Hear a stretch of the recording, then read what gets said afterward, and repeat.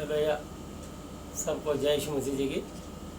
आज हम धन्यवाद करते हैं आज के इस दिन के लिए, समय के लिए, संगति के लिए कि यीशु मसीह नासरी जी ने एक बार फिर हमें मौका दिया कि हम उनकी महिमा, उनके महाति पवित्र शास्त्र बाइबल के वचन के द्वारा, पवित्र आत्मा की प्रेरणा के द्वारा हम लोगों तक उनकी महिमा कर सकें। क्योंकि जहाँ वायदा है, जहाँ 2 या 3 मेरे नाम पर इकट्ठे होते हैं, वहाँ मैं उनके बीच में मौजूद होता हूँ। आज हम लोग प्रार्थना में चलते हैं।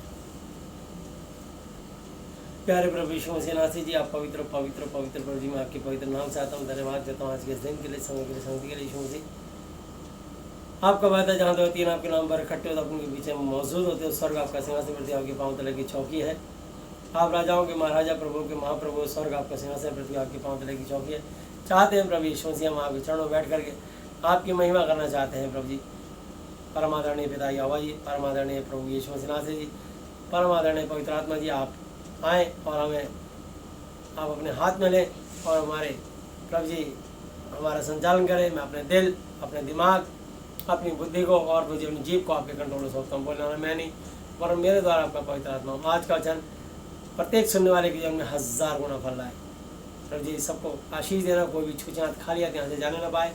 जिसकी मानसिक चिंता से आजाद करना, जिसकी आर्थिक समाधान करना, जिसको शारीरिक बीमारी हो उसको चंगा स्वस्थ करके अपनी महिमा लेना। जो भी आराधना, स्तुति, महिमा, गवाही, प्रचार था, सब कुछ आपकी महिमा के लिए आपको भाने पाए।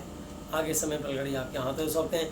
देश और दुनिया को प्रभु जी आपके हाथों में देते हुए धन्यवाद धन्यवाद धन्यवाद की भेंट चढ़ाते हुए सब कुछ अपने उद्धार करता, अपने जीत पर प्रभु यीशु मसीह नासरी जी की आदरणीय पवित्र पवित्र पवित्र नाम से मांगते हैं, आमीन। हालेलुया। आइए और हम प्रभु के वचन में चलेंगे। प्रभु के वचन में लिखा है, रोमियो 1:17 आयतें, और मेरा धर्मी जन विश्वास के द्वारा जीत रहेगा, विश्वास करने वाले के लिए कोई काम कठिन ना हो। हालेलुया। इब्रानी 11:6 में लिखा है, और विश्वास बिना परमेश्वर को प्रसन्न करना अनहोना है, और परमेश्वर के पास आने वाले को विश्वास करने चाहिए, वो है और अपने खोजने वाले को प्रतिफल देता है।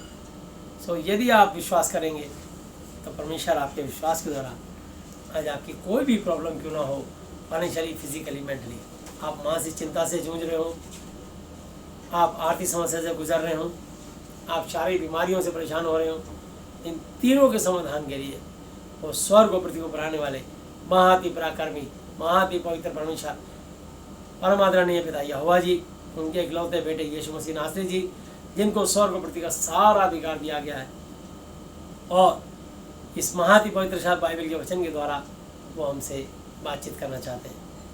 तो आइए देखते हैं हम कि यीशु मसीह जी ने जब मुर्दों में से जिंदा हुए और अपने चेलों से उन्होंने पहले ही भविष्यवाणी कर दी थी कि मेरे साथ ऐसे ऐसे मुझे क्रूस पर चढ़ाया जाएगा और मेरे को ये यातनाएं दी जाएंगी, और उसके बाद मेरे को मार दिया जाएगा और दफना दिया जाएगा, और 3 दिन 3 रात के बाद मैं जी उठूँगा।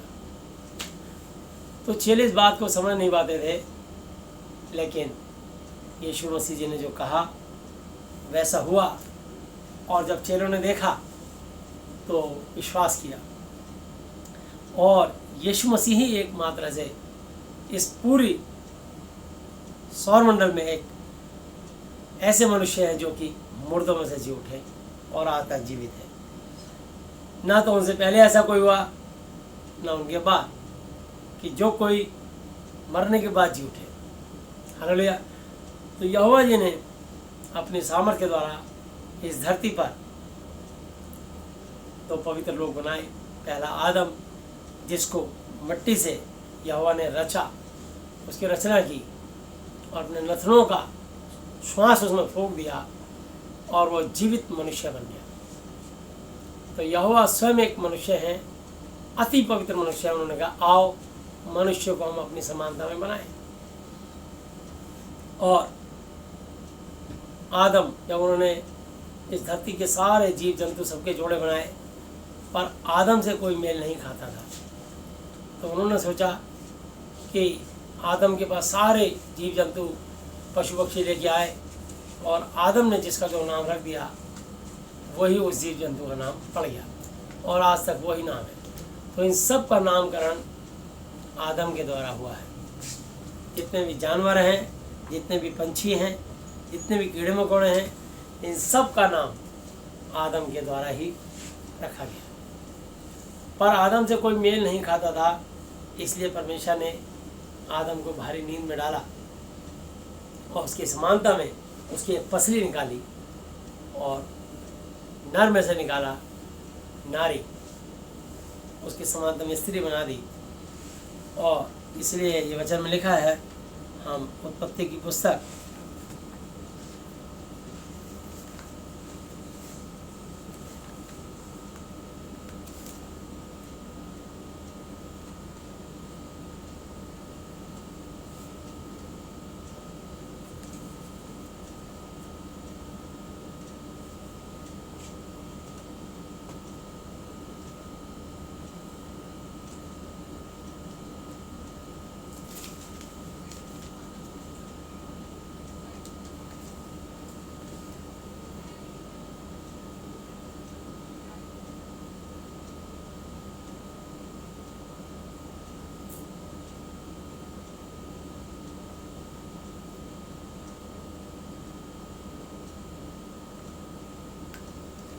और उसका 2 अध्याय और उसकी 21 और 22 से लेके 25 आयत तक मैं पढ़ूंगा। तब यहोवा परमेश्वर ने आदम को भारी नींद में डाल दिया और जब वह सो गया तब उसने उसकी एक पसली निकालकर उसकी संति उसके समानता में मांस भर दिया। और यहोवा परमेश्वर ने उस पसली को जो उसने आदम में से निकाली थी स्त्री बना दिया और उसको आदम के पास ले आया। और आदम ने कहा, अब यह मेरी हड्डियों में की हड्डी और मेरे मांस में का मांस है, सो इसका नाम नारी होगा, क्योंकि यह नर में से निकाली गई है। इसी कारण पुरुष अपने माता पिता को छोड़कर अपनी पत्नी से मिला रहेगा और वे दोनों एक तन बने रहेंगे। आदम और उसकी पत्नी दोनों नंगे थे, पर लजाते शर्माते ना थे। हालेलुया। तो इस प्रकार से परमेश्वर ने यहाँ पर जो है पहला मनुष्य रचा और जब उसके समानता में कोई मेल नहीं खाया तो उन्होंने नर में से उसकी पसली निकाल के एकदम उसकी समानता में नारी बना दी। हालेलुया। और मैं आपको बताना चाहता हूँ कि पहला आदम पाप लाया क्योंकि उसने परमेश्वर की आज्ञा तोड़ी और उन्हें फल जो मना किया था वो तोड़ा, खाया और उसने पति को भी खिलाया। हवा ने फल तोड़ा और आदम को खिलाया और आदम ने फल चखा और सर्प ने फेंकाया। इसलिए परमेश्वर ने तीनों को श्राप दिया। तो सांप को श्राप दिया कि तू पेट के बल चला करेगा और धूल चाटेगा, जमीन पर रहेगा। और औरत को कि तू अथाह पीड़ा के बाद एक बालक उत्पन्न करेगी और तेरा पति तुझ पर प्रभुता करेगा। और आदम को कि तू अपने माथे के पसीने की रोटी खाया करेगा। और ये सर्प और तेरे बीच में बैर उत्पन्न करता हूँ कि जब भी ये तुम्हें देखेगा तुम्हारी एड़ी पे डसेगा और तू उसके सर को कुचलेगा। इसलिए कभी कोई नहीं कहता कि सांप की पूंछ पर या पेट पर लाठी मारो, जब भी कहता उसके सर को कुचल दो, तभी सांप मारेगा। तो मैं आपको बताना चाहता हूँ कि ये सांप जो है शैतान है और यही हिंदी में शैतान, उर्दू में इब्लीस और इंग्लिश में लूसीफर कहते हैं। ये सांप जो है सबको बहकाने वाला है, बीमार और रोगी करने वाला है। ये देता है लोगों को छप्पर फाड़ के और लेता सीना फाड़ के है। लोग इसको नहीं समझ पाते, लेकिन जब महाति पवित्र शास्त्र बाइबल का अध्ययन करोगे तब आप जान पाओगे कि ये शैतान कैसे कैसे काम करता है और लोग इसको समझ नहीं पाते। लेकिन जब महाति पवित्र शास्त्र का अध्ययन करोगे, बाइबल की बात जब परमेश्वर आप पे प्रकट करेंगे तो आप जान जाओगे। हालेलुया। परंतु दूसरा आदम उद्धार लाया।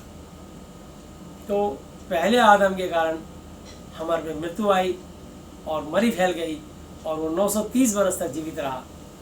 उसके बाद हम सबको एक एक करके, हर मनुष्य जितने भी उनसे पैदा हुए, हम सब आदम हवा की संतान हैं, इसलिए हम सबको मरना पड़ेगा। तो ये शरीर मिट्टी का है। सबब उपदेश 12 की 7 आयत में लिखा है, तब मिट्टी चौंकी तो मिट्टी में मिल जाएगी, परमेश्वर का आत्मा जिसने उसे दिया उसके बाद लौट जाएगा। ये बात कोई नहीं जानता कि कौन कब कहाँ और कैसे मरेगा, लेकिन मरना सबको है। और ये मत समझिए कि कोई तकलीफ में या बीमारी में या परेशानी में नहीं मर सकता। प्रभु का एक दास, ठीक है, जिसका नाम एलिया था, उससे पहले हनोक था, जिसको परमेश्वर ने शरीर से उठा लिया, हालेलुया, जीवित उठा लिया। उसको इतना प्यार किया, वो इतना परमेश्वर का भय मानता था और उसके बारे में भविष्यवाणी कर दी गई थी। तो मैं आपको बताना चाहता हूँ, दूसरा आदम, दूसरा मनुष्य एलिया था, जिसको परमेश्वर ने शरीर से उठाया और उसको उठाने के लिए एक अग्नि में रथ और अग्नि में घोड़े उसको लेने के लिए आए। और उसके साथ उसका एक सेवक था जिसका नाम था एलीशा। और एलीशा एलिया के संग संग चलता था। और जब एलिया को उठाने के लिए रथ आया तो उसने कहा कि मेरा स्वामी, मेरा परमेश्वर मुझे बुलाता है। तो उसने कहा मैं तेरा पीछा नहीं छोड़ूंगा। तो उसने कहा पता तू क्या चाहता है कि यहोवा तेरे लिए करे, कुछ वर मांगना तो मांग ले। तो यहाँ पे एलीशा ने बुद्धि चलाई और दयालु और नम्र होकर उसने ये नहीं कहा कि जो आत्मा, जो यहोवा, जो परमेश्वर तेरे से अपनी महिमा लेता है, मैं चाहता हूँ कि उसकी अनुग्रह की दृष्टि मुझ पर भी हो। उसने ऐसा ना किया कि बोला कि जितनी सामर्थ, ताकत जो भी तेरे पे है उसकी डबल सामर्थ मुझ पर आ जाए। तो ये बात एलिया ने कहा तूने क्या मांग लिया, लेकिन यहोवा चाहेगा तो ऐसा होगा। जब मेरा रथ जाएगा और ये मेरा शॉल अगर तेरे को गिर गया, तेरे पे मिल गया तेरे को, तो ये शॉल अगर तूने ले लिया तो ये शॉल तेरे पर आएगा, तो यहोवा ऐसा करेगा। क्योंकि उसने वरदान मांग लिया तो यहोवा ने बात सुनी और एलिया पे वो ताकत डबल होके उतरी, एलीशा पे, हालेलुया, एलीशा पे वो डबल ताकत आई। लेकिन कहाँ पर एलिया के लिए एक अग्नि में रथ और अग्नि में घोड़े आए। लेकिन जो डबल सामर्थ्य लेने के बावजूद भी एलीशा की जो मौत हुई वो भयंकर रोगी होकर मरा। इसलिए कभी भी परमेश्वर के आगे कुछ ऐसी बात मत बोलना जिससे कि परमेश्वर को तकलीफ पहुंचे। वो सब कुछ दे देगा, उसके लिए कोई काम कठिन नहीं। लेकिन कोशिश करें कि प्रभु जी आप जो मुझे देना चाहते हैं, मेहरबानी करके जो आपने मेरे लिए वरदान ठहराया है, मैं जिस योग्य हूँ, जो आप मेरे से महिमा लेना चाहते हैं, मेहरबानी करके जिस काम के लिए आपने मुझे धरती पे मनुष्य बना के भेजा है उस काम को अंजाम दें, उस काम को मैं कर पाऊँ। इस काम के लिए आपने मुझे मनुष्य बना के भेजा। यह है नम्र और दीन होकर परमेश्वर के आगे आदर से समर्पित करना। लेकिन कुछ मनुष्य सोचते परमेश्वर मिल गया तो बड़े से बड़ा वरदान मांग लो। यहाँ मांग लिया, लेकिन मांगने के बाद आप देखें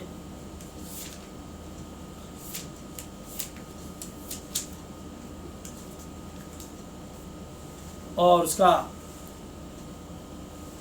दूसरा राजा और 2 किंग 13 चैप्टर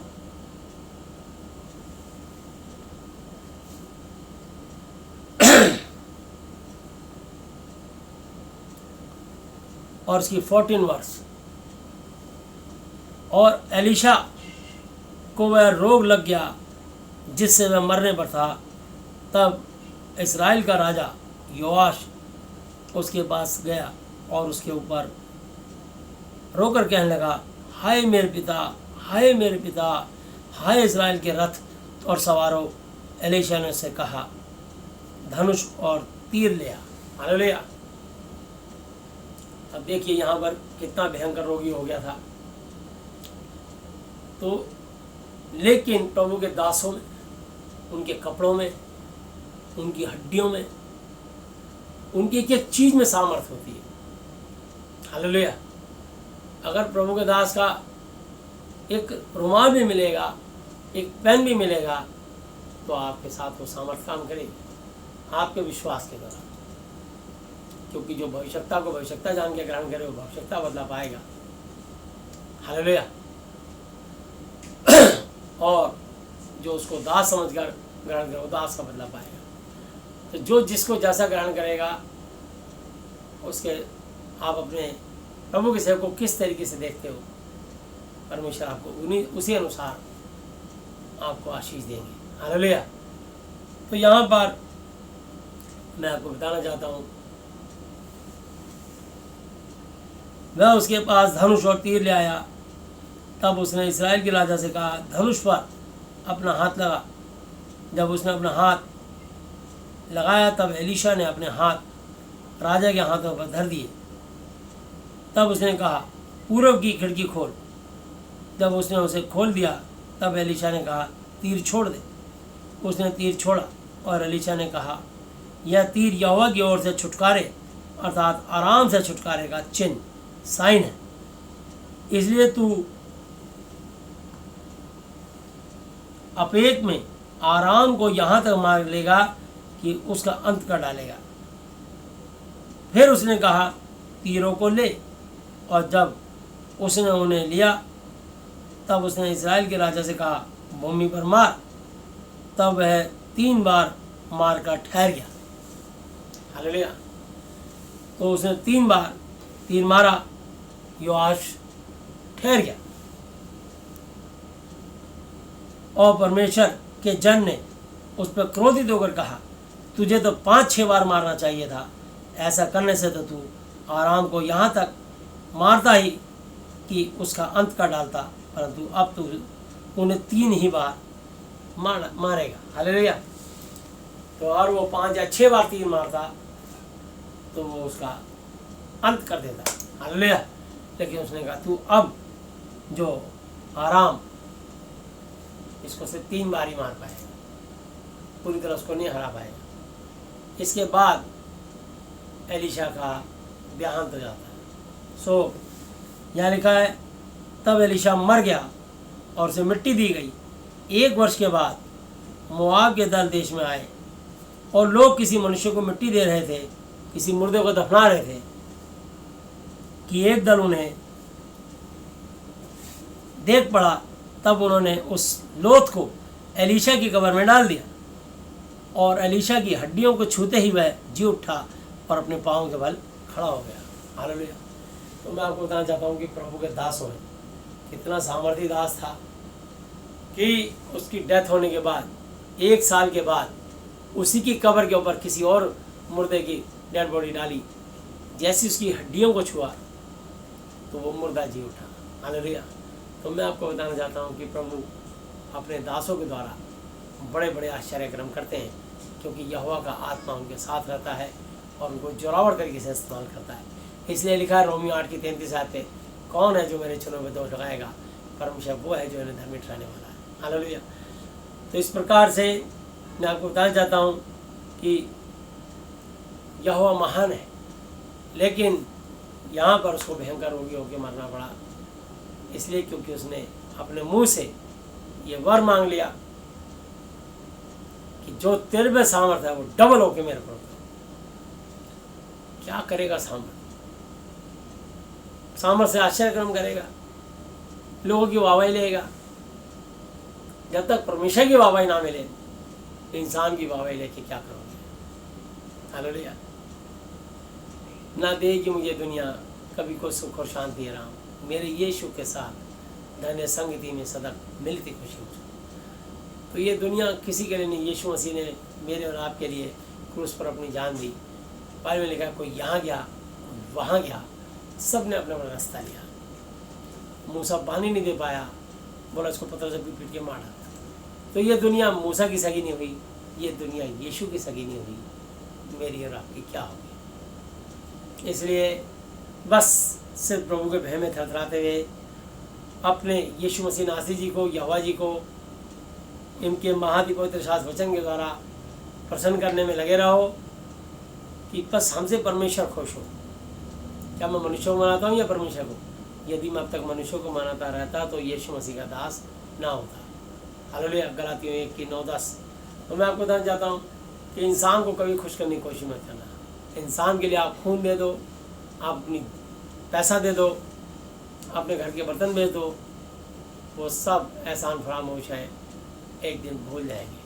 वो आपको थैंक यू, शुक्रिया, धन्यवाद करने में नहीं आएंगे। इस बात का अफसोस यीशु मसीह जी को भी था और आपको भी कभी ना कभी हो जाएगा। इसलिए इन सब मनुष्यों से मैं ध्यान नहीं करता और परमेश्वर की आज्ञा की हम यशाया की पुस्तक में देखते हैं।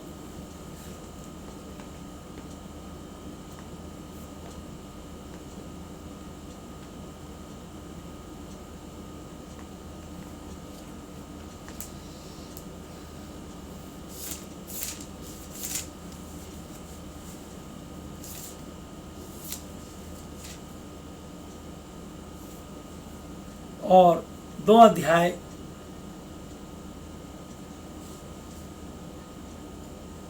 12 ऐसे पढ़ रहा हूँ।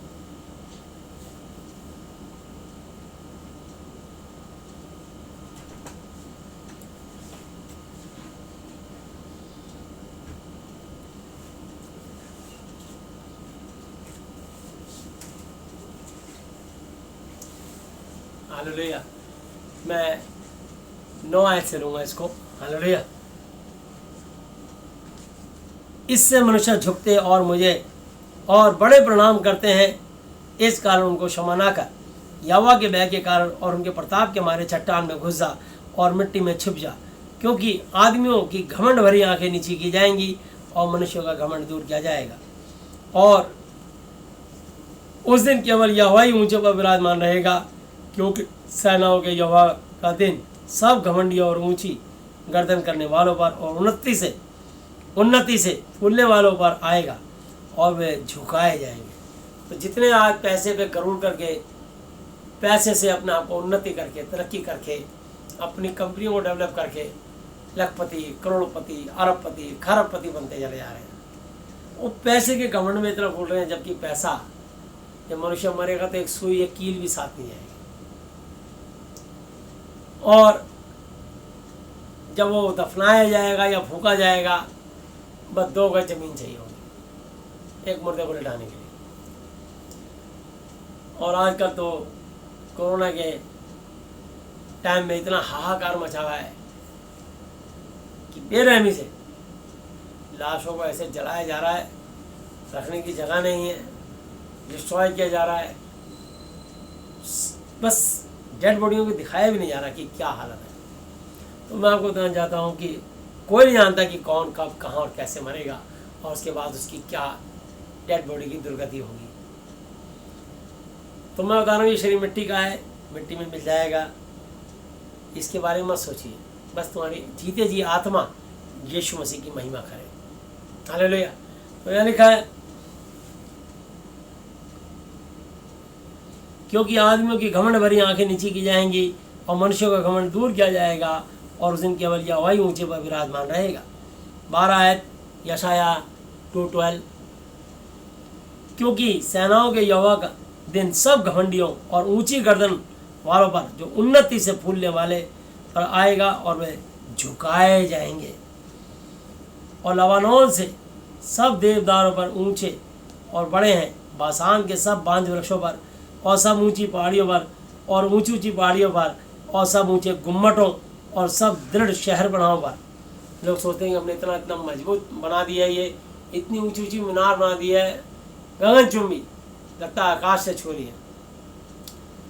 लेकिन उसमें देख लो जहाज को छेड़ दिया बीच में से मीनार में। लोग डर गए कि ये ऊंची ऊंची मीनारों को ध्वस्त किया जा रहा है। एक ने जहाज बना दिया टाइटैनिक, उसने कहा कि मैंने ऐसा जहाज बना दिया कि अगर गॉड भी आ जाए तो इसका कुछ नहीं बिगाड़ सकता। ये घमंड भरी बात थी। वो गॉड को ठीक से लोग जानते नहीं कि वो गॉड, वो लॉर्ड, वो परमेश्वर कौन है। उसका नाम यहोवा है। वो सौर मंडल संभालता है, सौर मंडल उसके इशारे पे चलता है। तो ऐसी घमंड भरी बात बोली, वो टाइटैनिक कड़क एक प्लास्टिक के खिलौने की तरह जैसे डिबरी को दबा के तोड़ दे। एक दो लक्कड़, एक पतली लक्कड़ के समान टूट गया, बीच में से दो भाग हो गया, सब मर गए उसमें, कुछ एक लोग बचे होंगे। तो मैं आपको बताना चाहता हूँ, सब मुझे गुम्बदों पर और दृढ़ शहर बनाओ पर, तरशीश के सब जहाज़ों और सब सुंदर चित्रकारी पर वह दिन आता है।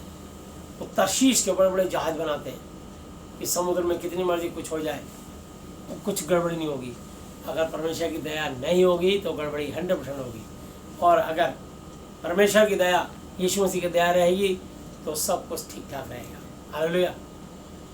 इसलिए बाइबल में लिखा है, जो कुछ करो सब कुछ प्रभु यीशु मसीह के नाम से करो, उसके साथ परमेश्वर पिता का धन्यवाद करो। यीशु मसीह जी ने तो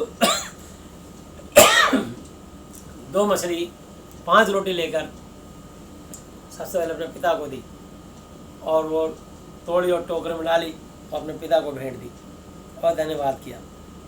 पिता को ये बात अच्छी लगी, इतने बड़े सौर मंडल को चलाने बनाने वाला, लेकिन पहला आदर, पहला ऑनर उन्होंने यहोवा जी को दिया। और जो 3 दिन से भूखे प्यासे लोग उनके पीछे पीछे चल रहे थे, यीशु ने कहा ये रास्ते में थक के रह जाएंगे, भूख प्यास के मारे मर जाएंगे, इनको कुछ खाने को दो। चेलों ने कहा अपनी बुद्धि से कहा इतना पैसा नहीं है। तो यीशु ने कहा तुम्हारे पास कोई बात नहीं, ज़्यादा पैसे की बात नहीं करना, मैं किसी का कुछ खाने को बोला, एक छोटा सा बच्चा, उसके बाद 2 मछली और 5 रोटी है। यीशु ने कहा बहुत है, मेरे पास लाओ। और वो ली और वो तोड़ करके टोकरों में डाली और पांति पांति करके बिठा दो, लाइन में बिठा दो पंक्ति करके, और सबको बिठा दिया। तो वो लगभग 14-15 हज़ार लोगों ने वो भोजन खाया, और तब भी 12 टोकरे भरे हुए बच गए। मतलब खाना खत्म होने का नाम नहीं ले रहा था। तो मैं आपको बताना चाहता हूँ, जिस पर यीशु मसीह यहोवा जी की अनुग्रह होगी, आपकी चीज़ें मल्टीप्लाई, ब्लेस होकर बढ़ती चली जाए। तो इसलिए जब हम अपनी कमाई का दशमांश निकालते हैं तो इससे हमारा पैसा घटता कभी नहीं है, आशीष बरकतें आती हैं और मल्टीप्लाई होकर के बढ़ता चला जाता है। हालेलुया। और तुम्हारे हाथ कभी ऐसे मांगने नहीं पड़ेंगे, तुम्हारे हाथ देने वाले रहेंगे। ऐसा हो परमेश्वर है। तो मैं आपको बताना चाहता हूँ, यहाँ लिखा है, और मनुष्य का गर्व, मनुष्य का घमंड मिटाया जाएगा। ये जो घमंड में सोच रहे हैं कि हम ये कर लेंगे वो कर लेंगे, कुछ नहीं कर सकते। उस परमेश्वर की मर्जी अगर पत्ता नहीं हिलता, आकाश के नीचे प्रत्येक काम का एक समय ठहराया है। सर्वोपदेशक 3 अध्याय में, जन्म का समय, मरण का समय, बोने का समय, बोए को उखाड़ने का समय, ढाने का समय और बनाने का समय, फाड़ने का समय, सीने का समय, बोलने का समय, चुप रहने का समय, गले लगाने का समय, गले लगाने से रुकने का समय। तो मैं आपको बताना चाहता हूँ, सब चीज़ का समय बनाया है। कब बच्चा धरती में जन्म लेगा और कब वो बच्चा इस धरती से उसका मरण होगा, ये बात सिर्फ यहोवा जी और यीशु मसीह जानते हैं, पवित्र आत्मा जी जानती है। हालेलुया। इंसान के बस में नहीं है। इंसान सिर्फ अपने दिल को सोचता रह जाता है कि मैं यदि ऐसा कर लेता, यदि वैसा कर लेता, यदि वो कर लेता, ये सोचते रहो। लेकिन होना वही था जो परमेश्वर ने चाहा। हालेलुया। इसलिए धन्यवाद दो। यहाँ लिखा है, और मनुष्य का गर्व, घमंड मिटाया जाएगा, और मनुष्य का घमंड नीचा किया जाएगा, और उस दिन केवल यहोवा ही ऊंचे पर विराजमान रहेगा, और मूर्तें सब की सब नष्ट हो जाएंगी। इस धरती में जितनी भी मूर्तियां हैं, चाहे वो किसी भी धर्म, किसी भी मजहब, किसी भी समुदाय की हो, क्योंकि जब ये लोग सच्चाई जान जाएंगे कि ये मूर्तियां हम जिनसे प्रार्थनाएं कर रहे हैं, इनके अंदर आत्मा नहीं है, ये निर्जीव है, और कुछ लोग हमारे साथ गेम खेल रहे हैं, और बड़े बड़े ज्ञानी लोग इसमें भटक जाते हैं, उन मूर्तियों को दूध से, दही से, चंदन से और पानी से, पता नहीं किन किन चीज़ों से उसको नहलाते हैं, स्नान कराते हैं, और उसको परमेश्वर के तुल्य बनाना चाहते हैं। बन ही नहीं सकती। आप किसी भी फोटो के अंदर, तस्वीर के अंदर, आप अपनी फ़ोटो खींच करके उसमें देखो, उसमें आत्मा नहीं है, वो आपकी फ़ोटो ही आपका नाम नहीं बताएगी। तो आप चाहे उसमें लाइटिंग लगा लो, चाहे कुछ भी कर लो, चाहे उसको रंग बिरंगी कुछ भी बना दो, कितनी पेंटिंग भर दो, वो देखने में आकर्षक और सुंदर तो लग सकती है।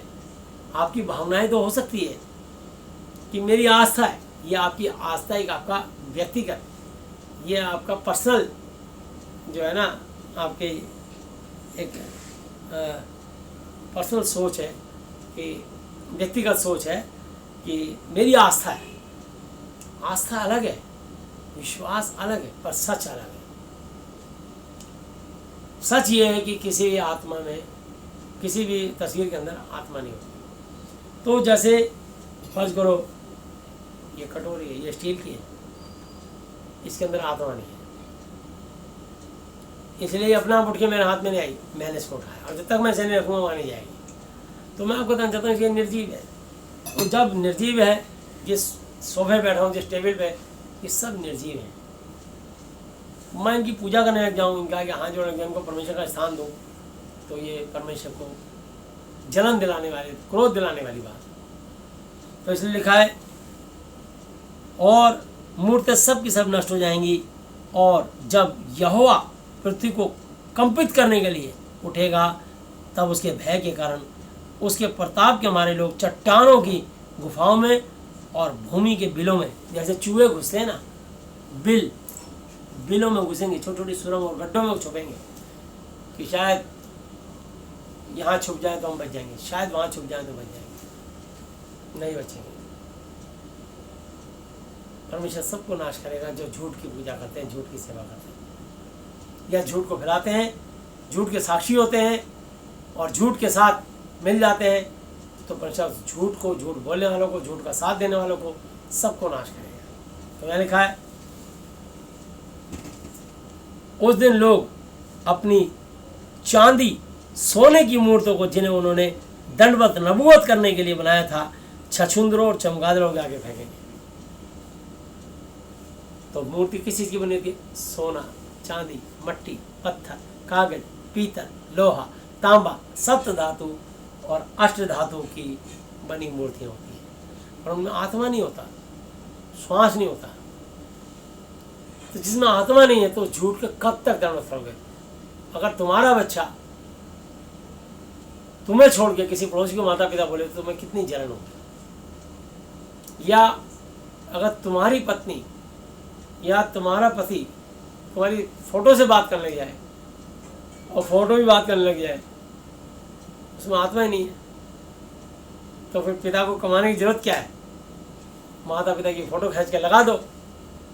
जब बच्चों को कॉपी किताब लाना हो, पापा की फोटो के पास जाओ, बोलो पापा जी जल्दी से कुछ पैसा दे दो, कॉपी किताब जूते मुझे खरीदने। तो फोटो तस्वीर से पैसे आ जाएंगे। वो जानते हैं कि फ़ोटो से पैसे नहीं आएंगे। तेरे शाम को पापा ड्यूटी से आएंगे, आज उनकी तनख्वाह मिलेगी, वो लेकर आएंगे तो हम तेरे को कल दिलाएंगे। तो इंतज़ार किसका होता है? उसके पिता के आने का, कि पापा कमा के लाएंगे। तो इंसान अपने कर्म करता है तब कुछ दो पैसे कमाता है, क्योंकि वचन में श्राप मिला उसको कि जब तक तू मनुष्य अपने माथे के पसीना निभाएगा, चैन की 2 रोटी नहीं खाएगी।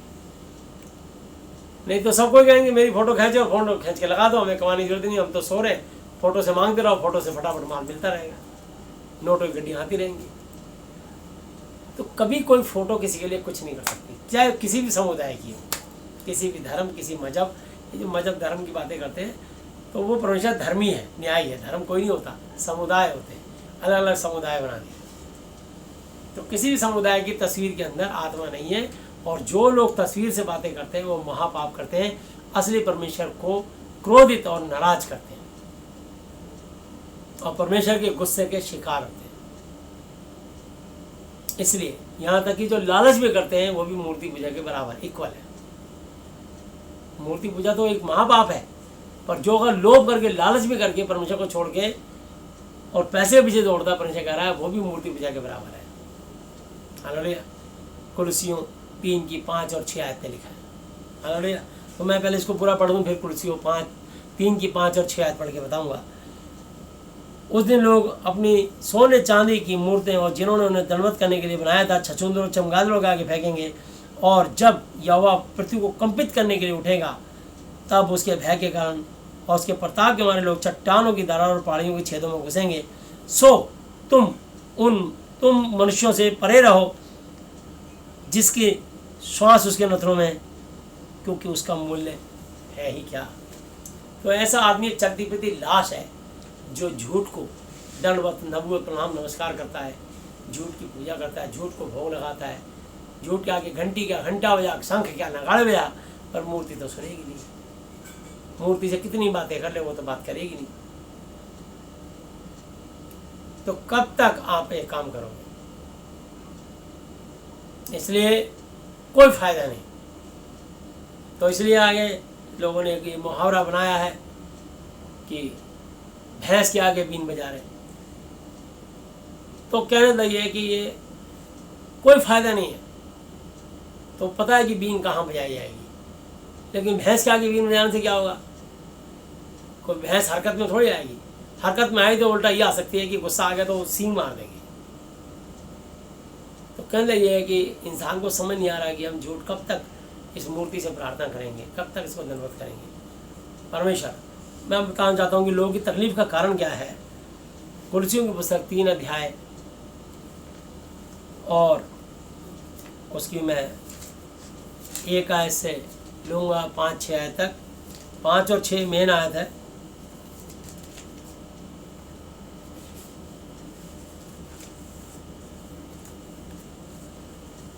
सो जबकि तुम यीशु मसीह के साथ जलाए गए तो स्वर्गीय वस्तुओं की खोज में रहो जहाँ यीशु मसीह वर्तमान है और परमेश्वर के दाहिने बैठा है। मुर्दों में से जी उठा और यहोवा जी के दाहिनी ओर बैठा है।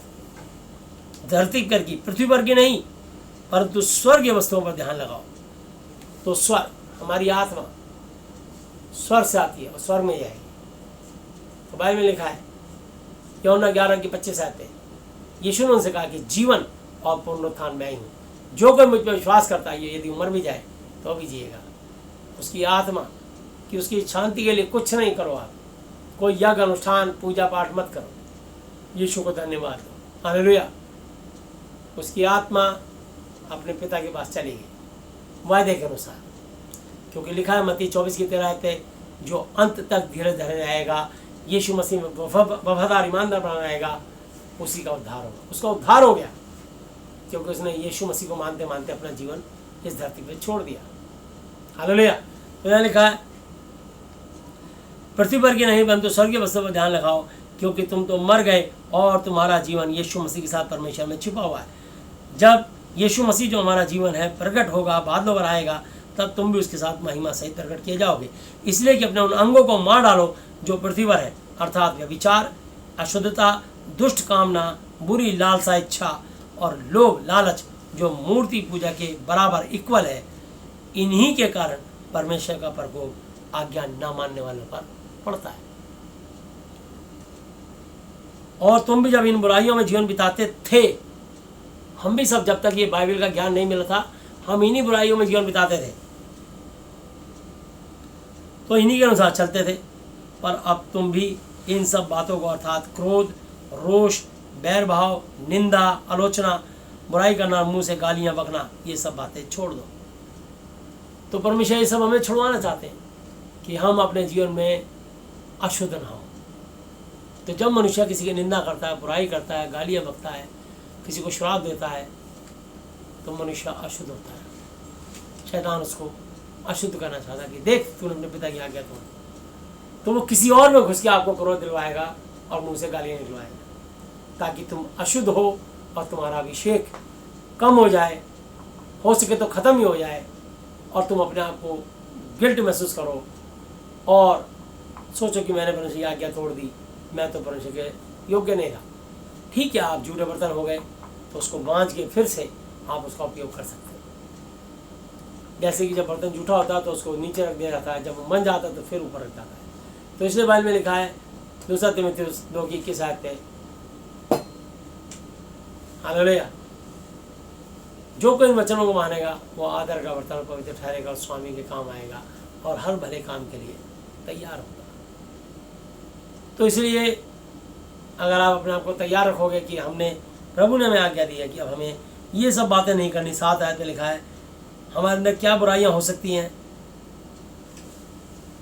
8 आयत पर पर अब तुम भी जब इन अर्थात क्रोध, गुस्सा, रोष, बैर भाव, बैर, दुश्मनी रखना, निंदा, आलोचना और मुंह से गालियाँ बकना, अपने अंदर हर व्यक्ति जांच ले कि अभी मेरे अंदर क्या क्या कमी है। ये सब बातें छोड़ दो। एक दूसरे से झूठ मत बोलो, क्योंकि तुमने पुराने मनुष्यत्व को उसके कामों समेत उतार डाला है और नए मनुष्यत्व को पहन लिया है, जो अपने रचने वाले सृजनहार के स्वरूप के अनुसार ज्ञान प्राप्त करने के लिए नया बनता जाता है। हालेलुया। तो इसलिए परमेश्वर हमें नया बनाता चला जाता है। तो मैं आपको बताना चाहता हूँ मेरे अजीजों, वो परमेश्वर महान है और आप विश्वास कीजिए। यूहन्ना 14 अध्याय और उसकी 1, 2, 3 आयत पे लिखा है,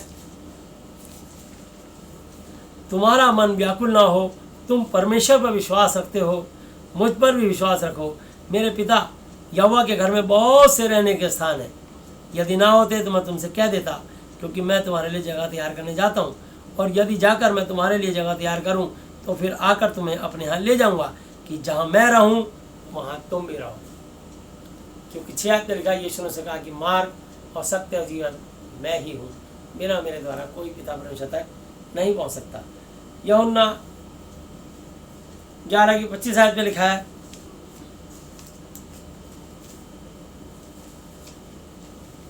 यीशु ने उससे कहा, पुनरुत्थान और जीवन मैं ही हूँ, जो कोई मुझ पर विश्वास करता है वो यदि मर भी जाए तो भी जिएगा।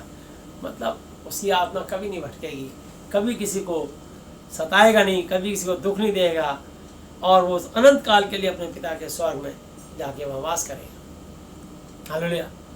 क्योंकि मत्ती 24 की 13 आयत को उसने पूरा किया है, और मत्ती 24 की 13 के अनुसार लिखा है, जो अंत तक धीरे धीरे रहेगा उसी का उद्धार होगा, उसी का मोक्ष होगा। और मत्ती 24 की 35 आयत पे लिखा है, आकाश और पृथ्वी टल जाएंगे परंतु मेरा वचन कभी ना टलेगा। हालेलुया।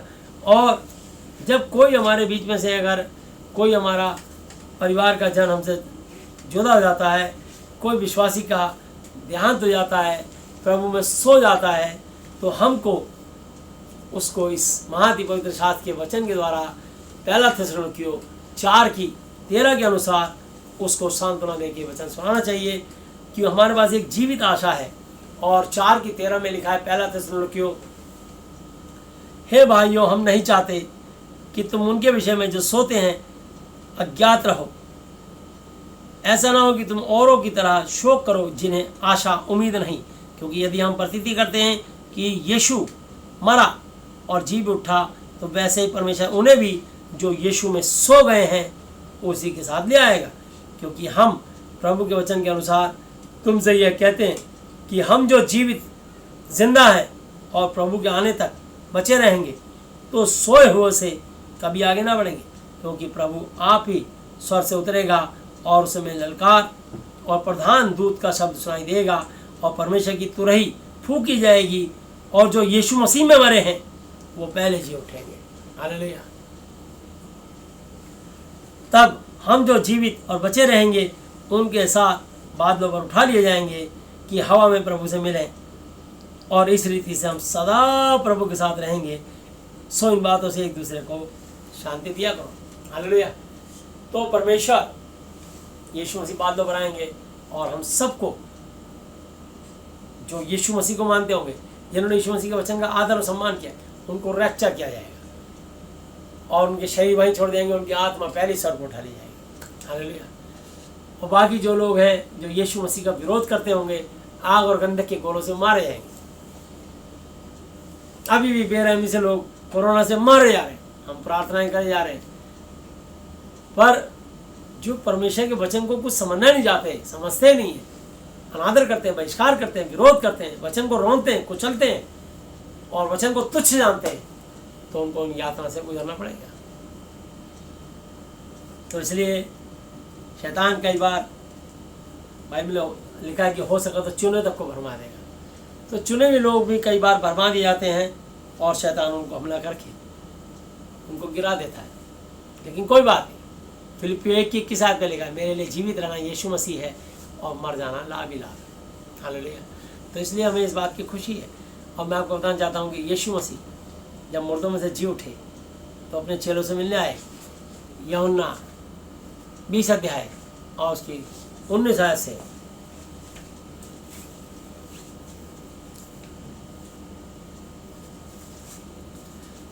उसी दिन जो सप्ताह का पहला दिन था, संध्या के समय, जब वहाँ के द्वार जहाँ चेले थे यहूदियों के डर के मारे बंद थे, तब यीशु आया और बीच में खड़ा होकर उन्हें कहा, तुम्हें शांति मिले। और यह कहकर उसने अपना हाथ और अपना पंजर पसली उनको दिखाया जहाँ पे भाला मारा गया था, और वो हाथ दिखाए जहाँ पे कीलों से छेद किया गया था।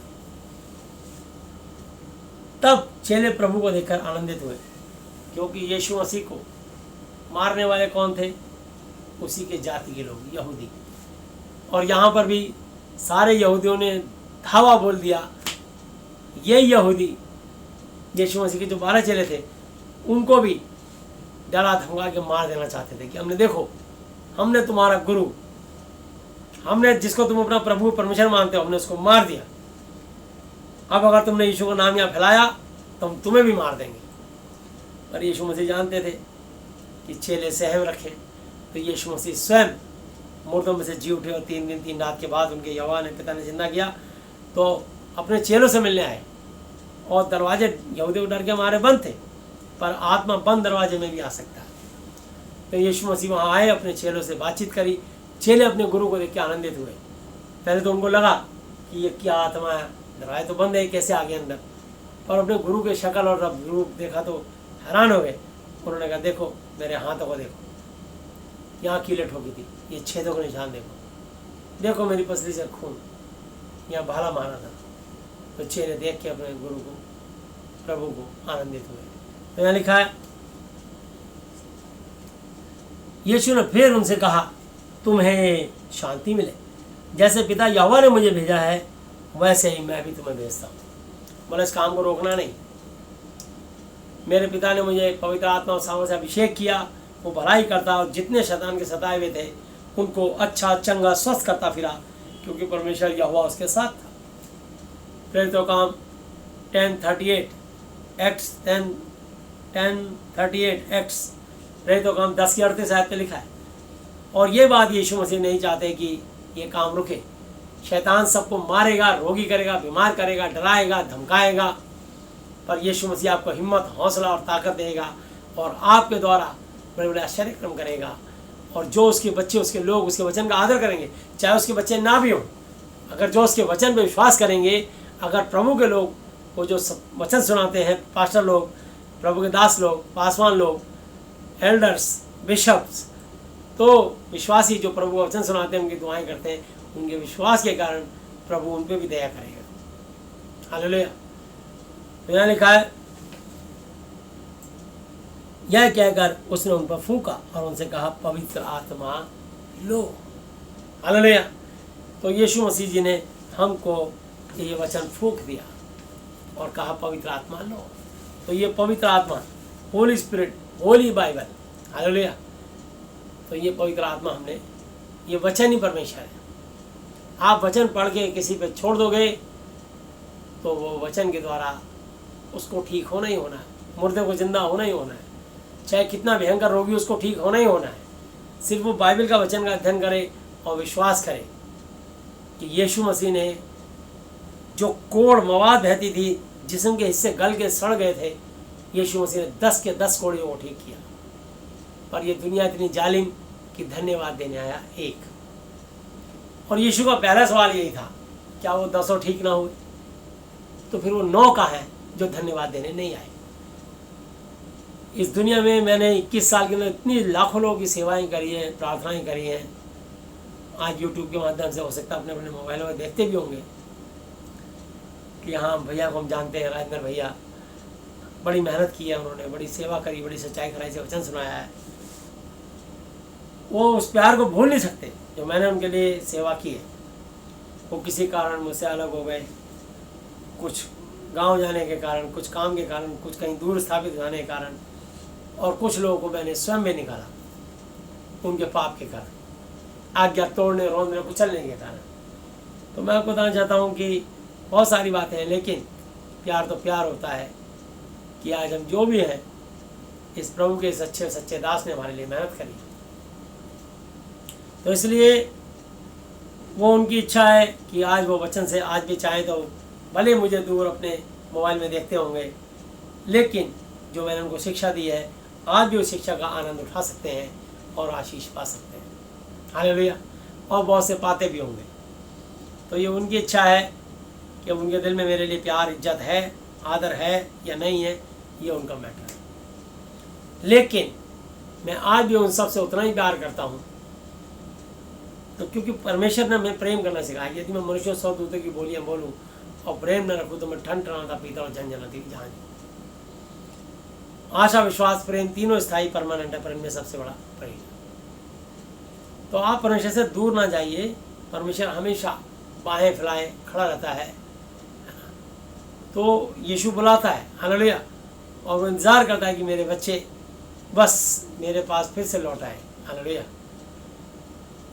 यीशु बुलाता तुम्हें, यीशु बुलाता तुम्हें, बड़ी चाहत से बाहों में लेने को यीशु बुलाता तुम्हें, यीशु बुलाता तुम्हें, यीशु बुलाता तुम्हें, बड़ी चाहत से बाहों में लेने को यीशु बुलाता तुम्हें। तो यीशु बुलाता है और बड़ी चाह से वो बाहें फैला रखता है कि मेरे बच्चे भटको मत, इधर उधर मत जाओ, शैतान तुमको छोड़ेगा नहीं। तो चोर केवल चोरी करने, घात करने, नष्ट करने के लिए आता है, परंतु इसलिए आया कि वह जीवन पाए और बहुत ऐसे पाए। तो भेड़िया जो ना भेड़ों का चरवाहा है और ना मालिक, वो भेड़ों को छोड़कर तुरंत भाग जाता है। हालेलुया। और शिकार करता है, वो ना भेड़ देता ना बकरी, जो उसके हत्या उसी को मार डालता है। तो शैतान वो रक्षक नहीं है, एक्चुअली भक्षक है। और इस देश का दुर्भाग्य, दुनिया का दुर्भाग्य है कि जिसको रक्षक समझ रहे हैं वो भक्षक है। इस समय कोरोना नाम की स्प्रिट कितनी बुरी तरह से मार रही है लोगों को। जगह जगह पे हाहाकार मचा हुआ है। त्राही त्राही ख्याल रखिए देश और दुनिया में। सरकार और दुनिया से कंट्रोल में ये एक ही है कि आपको यीशु का लहू बचा सकता है। और इस पर भी अगर हमारी जान चली जाएगी तो भी हम मरेंगे नहीं। इटली के अंदर एक 75 साल के पास्टर कोरोना से डेथ हुई, लेकिन उन्होंने परमेश्वर का संदेश दिया कि बात यह नहीं है कि मैं कोरोना के द्वारा इस दुनिया में रहूं या चला जाऊं। मैंने सुसमाचार सुनाया और उसने उन डॉक्टरों को संदेश दिया कि यीशु ही परमेश्वर है। जो डॉक्टर हताश और परेशान हो गए थे, उन्होंने जब उस पास्टर की गवाही सुनी और अभी भी वो आनंद में था कि मैं अपने पिता के पास स्वर्ग में जा रहा हूँ। हालेलुया। तो मैं आपको बताना चाहता हूँ कि हमारे पिता ने स्वर्ग में हमारे लिए जगह तैयार की है। तो इस धरती पे तो हम कराहते परेशान होते हैं, हम स्वर्ग में जाने के लिए तड़पते हैं। हम यहाँ परदेसी यात्री मुसाफिर हैं, असली घर हमारा स्वर्ग है। और वो स्वर्ग तभी मिलेगा जब हम सिर्फ और सिर्फ यीशु मसीह को अपना व्यक्तिगत उद्धारकर्ता, मुक्तिदाता मानेंगे। क्योंकि मार्ग, सत्य और जीवन मैं ही हूँ। बिना मेरे द्वारा कोई पिता परमेश्वर यहोवा जी तक नहीं पहुँच सकता। और यूहन्ना 14:6 और प्रेरितों का काम 4:12 और किसी दूसरे के द्वारा उद्धार, मोक्ष, मुक्ति नहीं, क्योंकि स्वर्ग के नीचे मनुष्य जाति में यीशु मसीह जी के अलावा और कोई दूसरा नाम ही नहीं दिया गया जिसके द्वारा हम उद्धार, मोक्ष, मुक्ति पा सके। Only for single name Jesus Christ.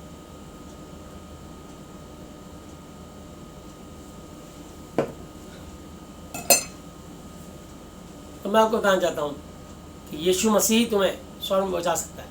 Hallelujah. जैसे कि आप दूसरी कंट्री में प्रवेश करना चाहते हैं तो सबसे पहली प्रक्रिया होगी आपको पासपोर्ट होना अनिवार्य है। जिसके बाद पासपोर्ट होगा उसी पे वीज़ा लगेगा। जब पासपोर्ट ही नहीं होगा तो वीज़ा कहाँ से लगेगा। तो यीशु को अपना मानने का मतलब है आपका पासपोर्ट तैयार हो चुका। अब स्वर्ग में प्रवेश करने के लिए क्या करना पड़ेगा? जो अंत तक धीरे धीरे रहेगा उसी का उद्धार होगा, उसी को मोक्ष मिलेगा, उसी को स्वर्ग मिलेगा। यह है यीशु मसीह का न्याय। हालेलुया। तो मैं आपको बताना चाहता हूँ, बाइबल में कहते तेरे हर भले काम मेरे सामने मैले फटे पुराने चीथड़ों के समान है। तो लोग यहाँ सोचते हैं कि दान पुण्य करके हम लोग जो है परमेश्वर को प्रसन्न करेंगे। वो दान पुण्य करके परमेश्वर को प्रसन्न नहीं करते, बल्कि परमेश्वर के बनाए हुए इस प्रकृति के जीव जंतुओं को, बेजुबान जानवरों को भी मुसीबत डालने से बाहर नहीं आते। चिड़ियों को बाजरा, कबूतरों को बाजरा इसलिए डालते हैं ताकि उनके ग्रह की कष्टी उन बेजुबान जानवरों पे चले जाए। चींटियों को आटा इसलिए डालते हैं ताकि वो बेजुबान चींटियाँ उसका आटा, उसका बूरा खाएं, वो मरे तो मरे पर उसका ग्रह की कष्टी उस पर जाए। मंगलवार को बंदरों के लिए, बुधवार को सांड को पालक, मछली को आटे की गोलियां, शनिवार को काले कुत्ते को दूध पिलाना, भूरा पीला सफ़ेद कुत्ता नहीं होना चाहिए। ये सब टोटके करते हैं और शैतान की बातों में आके करते हैं। तो परमेश्वर को इस बात से बुरा लगता है कि उन्होंने सृष्टि बनाने वाले को छोड़ दिया। सृष्टि की बनाई हुई चीज़ों की, जीव जंतु को परमेश्वर के तुल्य समझ के उसकी पूजा कर रहे हैं। अब पूजा नहीं कर रहे हैं, और ये करके कि कण कण में परमेश्वर परमात्मा विराजमान है, कण कण की पूजा करने की कोशिश कर रहे हैं। वो पूजा नहीं कर रहे हैं, बल्कि अपनी मुसीबत अपनी अला बला बेजुबान जानवरों पर डाल रहे हैं। केले तो हाथी को बहुत पसंद है, हाथी को नहीं देते, क्योंकि हाथी तो खाएगा इतना बड़ा गुच्छा, तब भी उसका पेट नहीं भरेगा। तो टोटका ही तो करना है। 4 पैर का हाथी, 2 और 2 4 हाथ पैर बंदर के, तो इसलिए वो 2 केले बंदर को खिला के टोटका करते हैं। तो मैं आपको बताना चाहता हूँ, अब जब कोरोना हुआ, पैसे नहीं है, नौकरी नहीं है, अब वो बंदर कीड़े मकोड़ों को खिलाएंगे या अपने आप को खिलाएंगे, अपने बच्चों को खिलाएंगे। अब सारे टोटके बंद। तो इनको प्रकृति की चिंता नहीं है, चिंता इंसान को अपनी मुसीबत की कि मेरे पर से आपत्ति, विपत्ति, मुसीबत कैसे दूर हो। तो ये परमेश्वर की बनाई हुई प्रकृति के अंदर, प्रकृति के बनाए हुए जीव जंतुओं पर अपनी अला बला डाल करके और महापाप इकट्ठा कर रहे हैं। तो ये कोई पुण्य नहीं कर रहे हैं। नाग पंचमी को सांप को पिलाते दूध, पहले बुलाया और दूध पिलाया। अगर उसने किसी बच्चे को डस लिया तो बोले लाठी राज ने मेरे बच्चे को डस लिया, बुलाया क्यों था। तो ये सब जो काम कर रहे हैं, गाय को 2 रोटी निकाल के देते थे, एक दिन वो दादी के पेट में सींग मार दिया, दादी का पेट फाड़ दिया। तो गाय को इतनी लाठी से मारा, बोले मेरी माँ का पेट फाड़ दिया। तो वो तो जानवर है, उसको पता नहीं है, और जानवर का दिमाग घूम गया, जानवर ने सींग मार दिया। अब तक कुत्ते को दूध पिला रहे थे, कुत्ता पागल हो गया, कुत्ता कईयों काटने लगा, तो उसको जहर की गोली देके या पकड़वा के उसको मरवा दिया। तो इंसान से बड़ा कोई जो है, मैं समझता हूँ कोई क्रोधी, उससे बड़ा कोई जानवर नहीं कि अगर वो अपने पर आ जाए तो वो सारे जानवरों को मार देगा। जब चाहता अपनी मर्जी से पूजा करता है, जब चाहता उनको हत्या कर देता है। तो मैं आपको बताना चाहता हूँ कि परमेश्वर इस बात से उनका आत्मा शोकित होता है कि उन्होंने जो है प्रकृति, सृष्टि को बनाने वाले को छोड़ दिया और सृष्टि की उपासना करते हैं। यही वो कारण है कि उनके जीवन में और मुसीबतें बढ़ जाती हैं। तो लिखा है, मैं आपको बताना चाहता हूँ,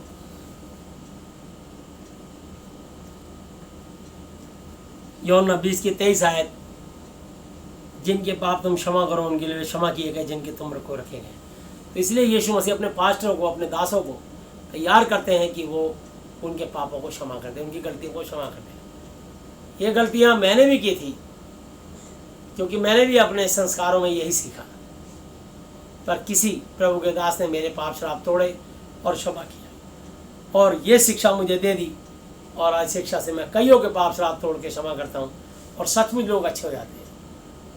अब हम ये किसी को ऐसे उतारा टोटका नहीं कि तुम वहाँ पे चौराहे पे डाल दे।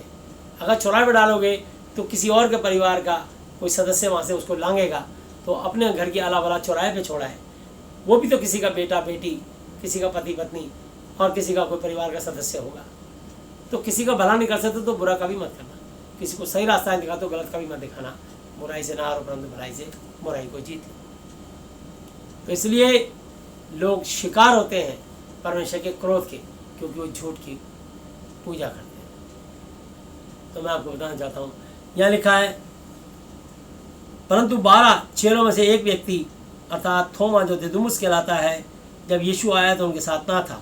और जब चेले उसे कहने लगे कि हमने प्रभु को देखा तब उसने कहा कि जब तक मैं उसके हाथों के कीलों के छेद में देख लूँ, मैं उसके हाथों में कीलों में छेद ना देख लूँ और कीलों के छेदों में अपनी उंगली न डाल लूँ और उसके पंजर पसली में अपना हाथ न डाल लूँ, तब तक मैं प्रतीति नहीं करूँगा।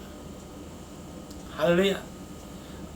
तो ये दिदुमुस नाम के चेले ने, जो थोमा, इंग्लिश में थॉमस कहते हैं, थोमा ने शक किया, बोला ना, मैं यकीन नहीं करता कि यीशु मसीह मर के जी उठे। तो गुरु ने कहा तो था पहले, बोला कहा होगा, मैं नहीं मानता जब तक अपनी आंखों से ना देख लूँ, जब तक मैं उसकी पसली में हाथ ना डाल लूँ, जब तक मैं उंगलियों में छेद में उंगली ना डाल लूँ। तो यीशु मसीह जी ने बात सुनी और देखो क्या होता है। 8 दिन के बाद उसके चेले फिर घर के भीतर थे और थोमा उनके साथ था और द्वार दरवाजे बंद थे। तब यीशु ने आकर और बीच में खड़ा होकर उन्हें कहा, तुम्हें शांति मिले। तब उसने थोमा से कहा, अपनी उंगली यहाँ लाकर मेरे हाथों को देख और अपना हाथ लाकर मेरे पंजर पसली में डाल और अविश्वासी नहीं परंतु विश्वासी हो। हालेलुया। ये वही थोमा चेला था जो पैदल चलते चलते इंडिया, हिंदुस्तान तक आ गया था। हालेलुया। हिंदुस्तान में केरला तक आ गया था। तो मैं आपको बताना चाहता हूँ कि प्रभु ने इसके द्वारा भी बड़े बड़े सामर्थ्य के काम किए, चिन्ह और चमत्कार दिखाए। तो मैं आपको बताना चाहता हूँ कि प्रभु आज वो हमको अपना चेला बनाया है और हम उनके नाम से प्रार्थनाएं करते हैं और प्रभु का आत्मा आज भी लोगों को जो है आश्चर्यक्रम करता है, बशर्ते प्रभु का दास, प्रभु का सेवक सच्चाई और खराई से वचन सुनाए, उसमें मिलावट ना करे, लालच के लिए सेवा ना करे, अपने पेट और पैसे के लिए सेवा ना करे, बल्कि निस्वार्थ सेहत में पाया है तो सेहत में बांटे, फ्री में पाया है फ्री में बांटे। प्रभु मांगने से पहले जानते हैं किसकी क्या क्या आवश्यकता है। बाइबल में लिखा, जो लोग सुसमाचार सुनाते हैं उनकी जीविका सुसमाचार से हो। हालेलुया। 1 कुरिन्थी 9:14। तो मैं आपको बताना चाहता हूँ कि इसलिए प्रभु ने ठहराया, आपकी सुसमाचार के द्वारा जीविका चलेगी, आपको कुछ चिंता नहीं करनी। प्रभु मांगने से पहले जानते हैं। तो लिखा है, यह सुनकर थोमा ने उत्तर दिया कि हे मेरे प्रभु, हे मेरे परमेश्वर। यीशु ने उसे कहा, तूने तो मुझे देखकर विश्वास किया है, धन्य वे जिन्होंने बिना देखे विश्वास किया। यीशु ने और भी बहुत चिन्ह चेलों के सामने दिखाए जो इस पुस्तक में लिखे नहीं गए, परंतु इसलिए लिखे गए हैं कि तुम विश्वास करो कि यीशु ही परमेश्वर का पुत्र मसीहा है। हालेलुया। वो मसीहा है और विश्वास करके उसके नाम से जीवन पाओ। कौन सा जीवन? अनंत काल का स्वर्गीय जीवन। हालेलुया। तो ये जो लोगों के जीवन में दुख आते हैं, ये इसलिए आते हैं, मैं आपको बता देता हूँ। रोमियो की पुस्तक 1 अध्याय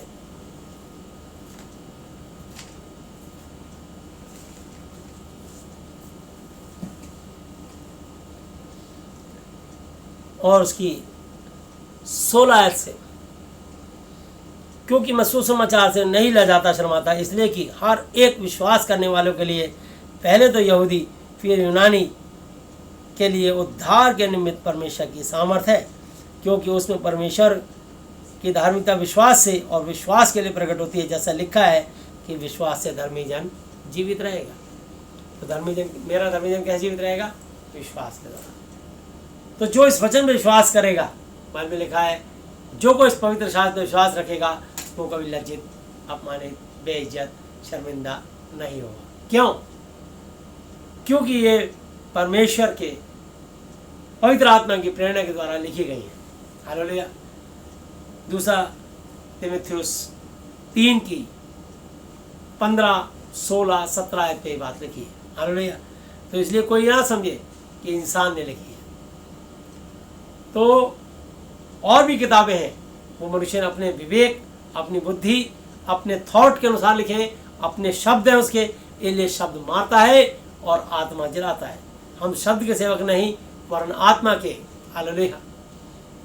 तो इसलिए 2 कुरिन्थी 3:6 पे लिखा है, जिसने हमें नई वाचा के सेवक होने के योग्य भी किया, शब्द के सेवक नहीं वरन आत्मा के, क्योंकि शब्द मारता है और आत्मा जलाता है। तो इसलिए ये बाइबल जो है ये आत्मिक पुस्तक है, रूहानी पुस्तक है। अगर आप इसको रूह की बातें करोगे तो आपके जीवन में ये ब्लेसिंग देगी। पर जितने लोग उसको शारीरिक लेंगे उनके जीवन में शैतान उनको मारना शुरू कर देगा। तो अगर आपको तलवार चलानी नहीं आएगी तो आप अपने आप को ही काट लोगे। तो ये आत्मा की तलवार है, जो परमेश्वर का वचन है वो ले लो। तो सत्य से अपनी कमर कसकर सच बोलो, तब आशीष मिलेगी, झूठ से नहीं मिलेगी। तो इसलिए लोग यूँ चुटकियों में ठीक होते हैं, मैं जानता हूँ। हालेलुया। कोई भी प्रॉब्लम हो, फाइनेंशियली, फिजिकली, मेंटली, वो चुटकियों में ठीक होती है। बशर्ते इस वचन के अनुसार चलना पड़ेगा। इस वचन से बाहर मैं भी नहीं जा सकता, कोई भी सेवा, कोई भी पास्टर, कोई भी बिशप नहीं जा सकता। जो जाएगा वो भी नाश हो जाएगा। जो गलत शिक्षा देगा वो खुद भी दंड पाएगा, और औरों के लिए भी गलत शिक्षा के कारण वो बहुत सारे लोग दंड पाएंगे। तो इसलिए बाइबल में लिखा है, पहला यूहन्ना 4:1 पे, हे प्रियो, हर एक आत्मा की प्रतीति विश्वास ना करो। पहले आत्माओं को परखो कि परमेश्वर की ओर से है भी या कि नहीं, क्योंकि बहुत से झूठे भविष्यवक्ता, भविष्यवाणी करने वाले जगत में निकल खड़े हुए हैं। तो जो इस वचन के अनुसार ना बोले उसकी कभी मत सुनना मानना। अगर मैं भी इस वचन के अनुसार ना बोलूं तो मेरी भी मत सुनना, मत मानना। अगर मेरे अनुसार चलोगे तो गड्ढे में गिरोगे, पर इस वचन के अनुसार चलोगे तो स्वर्ग तक पहुंच जाओगे।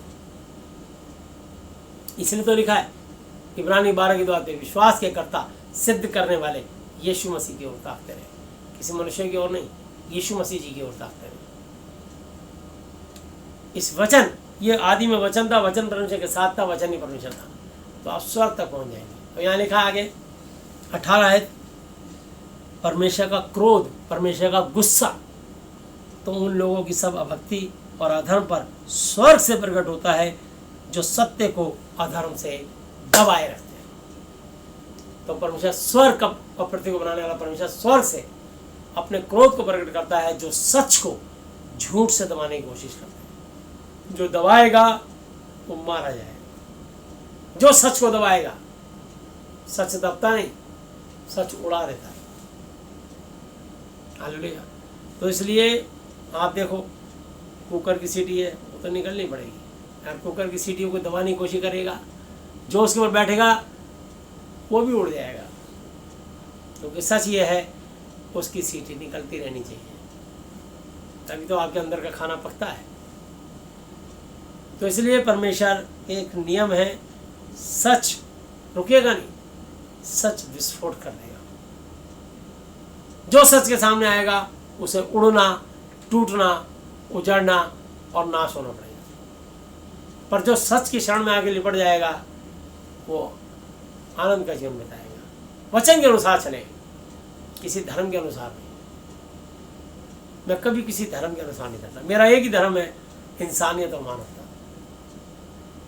और जब लोग मेरे पास आते हैं, क्योंकि मैं यूट्यूब पे प्रचार करता हूँ, यहाँ बहुत सारे लोग सच को सह नहीं सकते, और मेरी पहली कंडीशन है सच को सुनने की और सहने की ताकत हो, तभी मेरे से मिलने की कोशिश करना, वरना मेरे पास भी मत आना। तो जो लोग ठीक होते हैं वो सच के कारण होते हैं, जो ठीक होते हैं वो यीशु मसीह नासरी जी के कारण ठीक होते हैं, जो ठीक होते हैं इस महा अति पवित्र शास्त्र की शिक्षा के अनुसार, उसके कारण ठीक होते हैं। वो मेरे कारण या किसी भी पास्टर बिशप के कारण नहीं ठीक होते। दुआ कोई भी करे, दया यीशु मसीह नासरी जी करते हैं। इसलिए याद रखना, वचन के अनुसार बोलूं तो मेरी भी सुनना और मानना। जिस दिन मैं भी वचन के अनुसार ना बोलूं तो मेरी भी मत सुनना और मानना। ये आपको खुलेआम शिक्षा देता हूं। तो आगे लिखा है, इसलिए कि परमेश्वर के विषय का ज्ञान उनके मनों में प्रकट है, क्योंकि परमेश्वर ने उन पर प्रकट उजागर किया है। क्योंकि उनके अनदेखे गुण अर्थात उसकी सनातन सामर्थ्य और परमेश्वरत्व जगत की सृष्टि के समय से उसके कामों के द्वारा देखने में आते हैं, यहाँ तक कि वे निरुत्तर है। जिस बात का कोई उत्तर ना हो उसे कहते हैं निरुत्तर। जैसे मैं यहाँ बैठा हूँ, मेरे कमरे की ऊंचाई 10 फुट है, तो ये 10 फुट ऊंचाई के कमरा है, 10 फुट के 4 फ्लोर बने। पर कोई साइंटिस्ट, डॉक्टर, वकील, इंजीनियर, राष्ट्रपति, प्रधानमंत्री कोई बता दे धरती से आकाश तक की ऊंचाई कितनी है? निरुत्तर। ये नीला आकाश कहाँ शुरू और कहाँ खत्म? निरुत्तर। आकाश में कितने तारे गिन के बता दो? निरुत्तर। ये सूरज कितना लंबा चौड़ा है, जरा इसको फीते से नाप के बताओ, सही सेंटीमीटर। निरुत्तर, जिस बात का कोई उत्तर ना हो उसे कहते हैं निरुत्तर। यही वो परमेश्वर है। इसलिए आप कोरोना से मत डरिए, परमेश्वर से डरिए। उसके सामने घुटने बैठ के, घुटने टेक के प्रार्थना कीजिए, परमेश्वर को धन्यवाद दीजिए कि प्रभु जी जितने दिन भी आप धरती पर मुझे श्वास दो, जिंदगी दो, मेरी आत्मा आपकी महिमा करे, इस शरीर से आपको महिमा मिले, मैं जहां भी रहूं आपको भाता रहूं। बस ये इच्छा रखो, अपना सुख मत बटोरो, बल्कि दूसरे के हित के बारे में सोचो। लोग आज भी कोरोना से डर रहे। मुझे कल पता लगा कि वो फोटोशूट कराने के लिए कोरोना, एक फोटोशूट की दुकान में गए, उसमें लिखा था कोविड-19। वो देखती करा, नहीं जी यहाँ नहीं फोटोशूट होती, जाओ जाओ। अरे 10 रुपये कॉपी, बोला 100 रुपये कॉपी दो तब भी नहीं होगी, यहाँ नहीं होती, होती नहीं, बंद है ही नहीं, फोटोशूट मशीन खराब है। कोविड-19 इतना भय, परमेश्वर का भय तो नहीं आ रहा। मतलब इतना डर है कि ये आदमी, किसी कोरोना पेशेंट की डेथ हो गई है और ये व्यक्ति पंजाबी बाग से या बस अड्डे के पास से आसपास में आए हैं, उस पर लिखा होता है कोविड-19, उसकी फोटोशूट नहीं कर रहे। तो अब बताइए, आदमी घर में फोटोशूट करेगा? नहीं कर रहे। वो सोच रहे हैं कि इसके साथ कोई जर्म्स कीटाणु ना आ जाए। जर्म्स कीटाणु से डर रहे हो, परमेश्वर से नहीं डर रहे। पाप करते नहीं डरते, झूठ बोलते नहीं डरते, हत्या करते नहीं डरते। अब देखो तुम्हारे कितने सारे पाप है, हर मनुष्य देखो, आओ अपने पापों को जांच लेते हैं हम, जिसके कारण से हमारे जीवन में प्रकोप आते हैं। आइए देखिए 21 आयत 21, रोमन्स 1 चैप्टर 21, रोमियो 1 अध्याय 21 आयत। इसी कारण कि परमेश्वर को जानने पर भी उन्होंने परमेश्वर के योग्य बढ़ाई, उसकी तारीफ, प्रशंसा और धन्यवाद, थैंक यू, शुक्रिया, मेहरबानी अदा नहीं किया, परंतु व्यर्थ यानी बेकार विचार का मतलब मनन करने लगे, यहाँ तक कि उनका निर्बुद्धि मन अंधेरा, डार्क हो गया और वे अपने आप को बुद्धिमान जताकर अज्ञानी बन गए। अपने आप को कह रहे हैं हम बहुत ज्ञानी है, हम तुम्हारे 12 खाने 9 ग्रह और हम बताएंगे कौन सा ग्रह किस चाल से चल रहा, तुम्हारे अभी दिन क्यों खराब है। वो अपना दिन ठीक करने के चक्कर में लगे कि तुमको भरमा के डरा करके अपना फायदा उठाए। तो यहाँ लिखा है वे अपने आप को बुद्धिमान जताकर अज्ञानी बन गए और अविनाशी परमेश्वर की महिमा, जो परमेश्वर कभी नाश नहीं हो सकता, जो परमेश्वर अजर है, अमर है, पवित्र है, उस परमेश्वर को जो अल्फा ओमेगा आदि अंत और प्रथम और अंतिम है, उस परमेश्वर की तुलना किससे कर रहे हैं? देखिए, इसलिए मनुष्य में श्राप है। अविनाशी परमेश्वर की महिमा, नाशमान मनुष्य, यानी जो मनुष्य कल मर जाएगा। बहुत सारे गुरु मर गए, इसलिए गुरुओं को परमेश्वर के बराबर तुल्य समझ रहे हैं। भजन संहिता 146 की एक आयत पे लिखा है, तुम प्रधानों पे 40 की 146, साम 146 3 आयत पे, तुम प्रधानों पे भरोसा ना रखना, ना किसी आदमी पर, क्योंकि इसमें उद्धार करने की भी शक्ति नहीं। उसका भी आत्मा निकलेगा और वो भी एक दिन मिट्टी में मिल जाएगा। उसी दिन उसकी सब कल्पनाएं नष्ट हो जाएंगी। क्या ही वो धन है जिसका सहायक याकूब का परमेश्वर हुआ है और जिसका भरोसा अपने परमेश्वर पर है, जो सब चीज़ों का कर्ता, क्रिएटर है, जो आकाश, पृथ्वी, समुद्र, पेड़ पौधे, पशु पक्षी, जीव जंतु में और आप सबको बनाने वाला है, और वो अपना वचन सदा के लिए पूरा करता रहेगा। उस परमेश्वर की महिमा किसको दे दी? गुरुओं को। जब वो गुरुओं की पोल खुली तो आज वो जेलों में बंद है, तब भी लोगों की आंखें नहीं खुल रही। गुरुओं की पूजा, गुरुओं को आदर, गुरुओं को परमेश्वर के बराबर तुल्य समझना, ये पहला पाप। तो यहाँ लिखा है एक दिन जो मनुष्य मर जाएगा, किसी मरे हुए आदमी की व्याख्या करना, उसकी प्रशंसा, उसकी बढ़ाई करना, उसके जौहर, उसके शौहर, उसके मतलब उसके कितने बड़े बड़े उसने जौहर दिखाए अपने टाइम में, और कितने उसने बड़े बड़े तगड़े काम किए, इतिहास लिख दिया उसके लिए। जैसे हिटलर, नेपोलियन, क्या करा उन्होंने, लाखों लोगों की हत्याएं करती। तो ऐसे लोगों की जिसने इंसान से कभी प्रेम नहीं किया, जिन्होंने कत्ल किया और कत्ल अपने करवा दिए, तो कातिलों की महिमा, कातिलों को परमेश्वर का स्थान दोगे? पर कौन है जिसने आप मनुष्य को अपनी आपके लिए मेरे लिए जान दी? वो यीशु मसीह नासरी है। यूहन्ना 3:16 में लिखा है कि परमेश्वर यहोवा जी ने जगत से ऐसा प्रेम रखा कि अपना इकलौता पुत्र दे दिया, ताकि जो कोई उस पर विश्वास करे वो नाश ना हो, यानी नरक में ना जाए, परंतु अनंत जीवन पाए, कभी ना मरे, स्वर्ग में अनंत काल तक स्वर्ग में रहे। तो अब पक्षियों की पूजा, यानी चिड़ियों, कबूतरों को बाजरा, और चौपायों, जानवर, 4 पैर वाले जानवरों की पूजा कर रहे हैं। तो मैं आपको बताना चाहता हूँ, 4 पैर वाले जानवर यानी चींटी को काटा, चिड़ियों को बाजरा, मंगलवार को बंदरों के लिए, बुधवार को सांड को पालक, मछली के आटे की गोलियाँ, शनिवार को काले को तो दूध पिलाना, शनि को तेल चढ़ाना, ये सब टोटके कर रहे हैं। और रेंगने वाले जंतुओं की मूर्त की समानता में बदल रहा। मतलब परमेश्वर अलग है, जो जिनके कीड़े मकोड़े रेंग रहे हैं उनकी पूजा कर रहे हैं, उनके आगे हाथ जोड़ रहे हैं। वो हाथ नहीं जोड़ रहे, वो कह रहे हैं तुम मरो तो मरो, मेरा आटा, मेरा बूरा खाओ और मेरी अलावला अपने ऊपर ले जाओ, मेरे ग्रह की कष्टी तुम ले जाओ, 1 रुपया देंगे, थोड़ा सा तेल डाल देंगे, उसे मुंह देखेंगे, भयभीत है। मतलब डर के मारे पूजा हो रही है, 1 रुपए में जान छुड़ाना चाह रहे हैं। मतलब असली परमेश्वर को कितना बुरा लग रहा होगा, जिसने मेरे आपके अंदर आत्मा, जीवन, सांस दी, जिसने मेरे को आपको सुंदर सी आंख, नाक, कान, मुंह सब कुछ दिया, उसको ढूंढ भी नहीं रहे, तो परमेश्वर के आत्मा का दिल जला रहे हैं। फिर बीमारियां हो जाती हैं। तो यहाँ लिखा है बीमारी क्यों होती है? चौपायों की और रेंगने वाले जंतुओं की मूर्त की समानता में बदलना, यानी रेंगने वाला जंतु, सांप और कीड़े, उनकी पूजा हो रही है, उनकी मूर्ति बना के उनकी पूजा हो रही है। कि चलो भाई, आज एक त्योहार है, नाग पंचमी है, आज दूध पिलाएंगे। वही नाग जब किसी को डस ले तो उसकी हत्या भी कर देंगे। क्यों बुलाया ऐसी चीज को?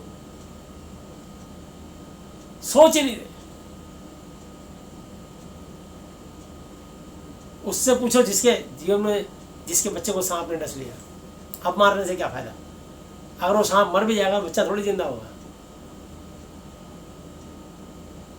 तो इसलिए सुबह का भूला शाम को लौटाए तो भूला नहीं कहलाता। तो हाथ कंगन को आरसी का, पढ़ा लिखे को फारसी का, चमत्कार को नमस्कार दुनिया करती है, प्रत्यक्ष को प्रमाण की आवश्यकता नहीं। सच को अपनाओ और सच को मानो, सच के आगे शरण करो। यीशु ही मार्ग है, यीशु ही जीवन है, यीशु ही सत्य है, और बिना यीशु के द्वारा कोई पिता परमेश्वर यहोवा जी तक नहीं पहुंच सकता। जिन लोगों ने इसको आमदनी का जरिया बनाया है, वो लोग इसको एक धर्म की रोटी सेक के आग लगा देते हैं कि हमारा धंधा चौपट करेंगे। सच को मत बताओ, बस वो कह रहे तुम भी जियो और हमें भी जीने दो। अगर तुम हमें नहीं जीने दोगे, हमारी इनकम बंद करोगे, तो हम तुम पर धर्म का एलिगेशन लगाकर हम तुम्हारे खिलाफ बिगुल बजा देंगे। फिर क्या होगा? न्याय होगा ना? यहाँ तो किसी ना किसी ने, सबने मरना है, कोई नहीं जानता कब, कौन, कहाँ और कैसे मरेगा। परमेश्वर को क्या मुंह दिखाओगे? चंद पैसों के लिए, जो पैसा हमें स्वर्ग नहीं पहुँचा सकता, जो पैसा कोई मैं जिंदगी नहीं दे सकता। आज पैसे से बचा लो ना अस्पतालों में, डॉक्टर को बोलो मैं तेरे वजन के बराबर नोट तोल दूंगा, डॉक्टर नहीं बचा सकता। वो देश के बड़े बड़े प्रधानमंत्री जब आए, गोलियों से छलनी हो गई, उनको नहीं बचा पाए। उन्होंने हम तेरे वजन के बराबर नोट तोल देंगे डॉक्टरों। उन्होंने कहा हमारा काम कोशिश करना है, ये गारंटी नहीं कि मरीज बचा पाए ना बचाए। हमारा फर्ज है, हमें शपथ दिलाई जाती है कि अपने फर्ज से पीछे नहीं हटेंगे। चाहे वो आर्मी का अफसर हो, चाहे वो पुलिस का अफसर हो, चाहे वो डॉक्टर हो, चाहे वो मंत्री हो, सब शपथ खाते हैं कि मैं देश के परमेश्वर को हाजिर नाजिर मान के साक्षी लेता हूं। समझे ना?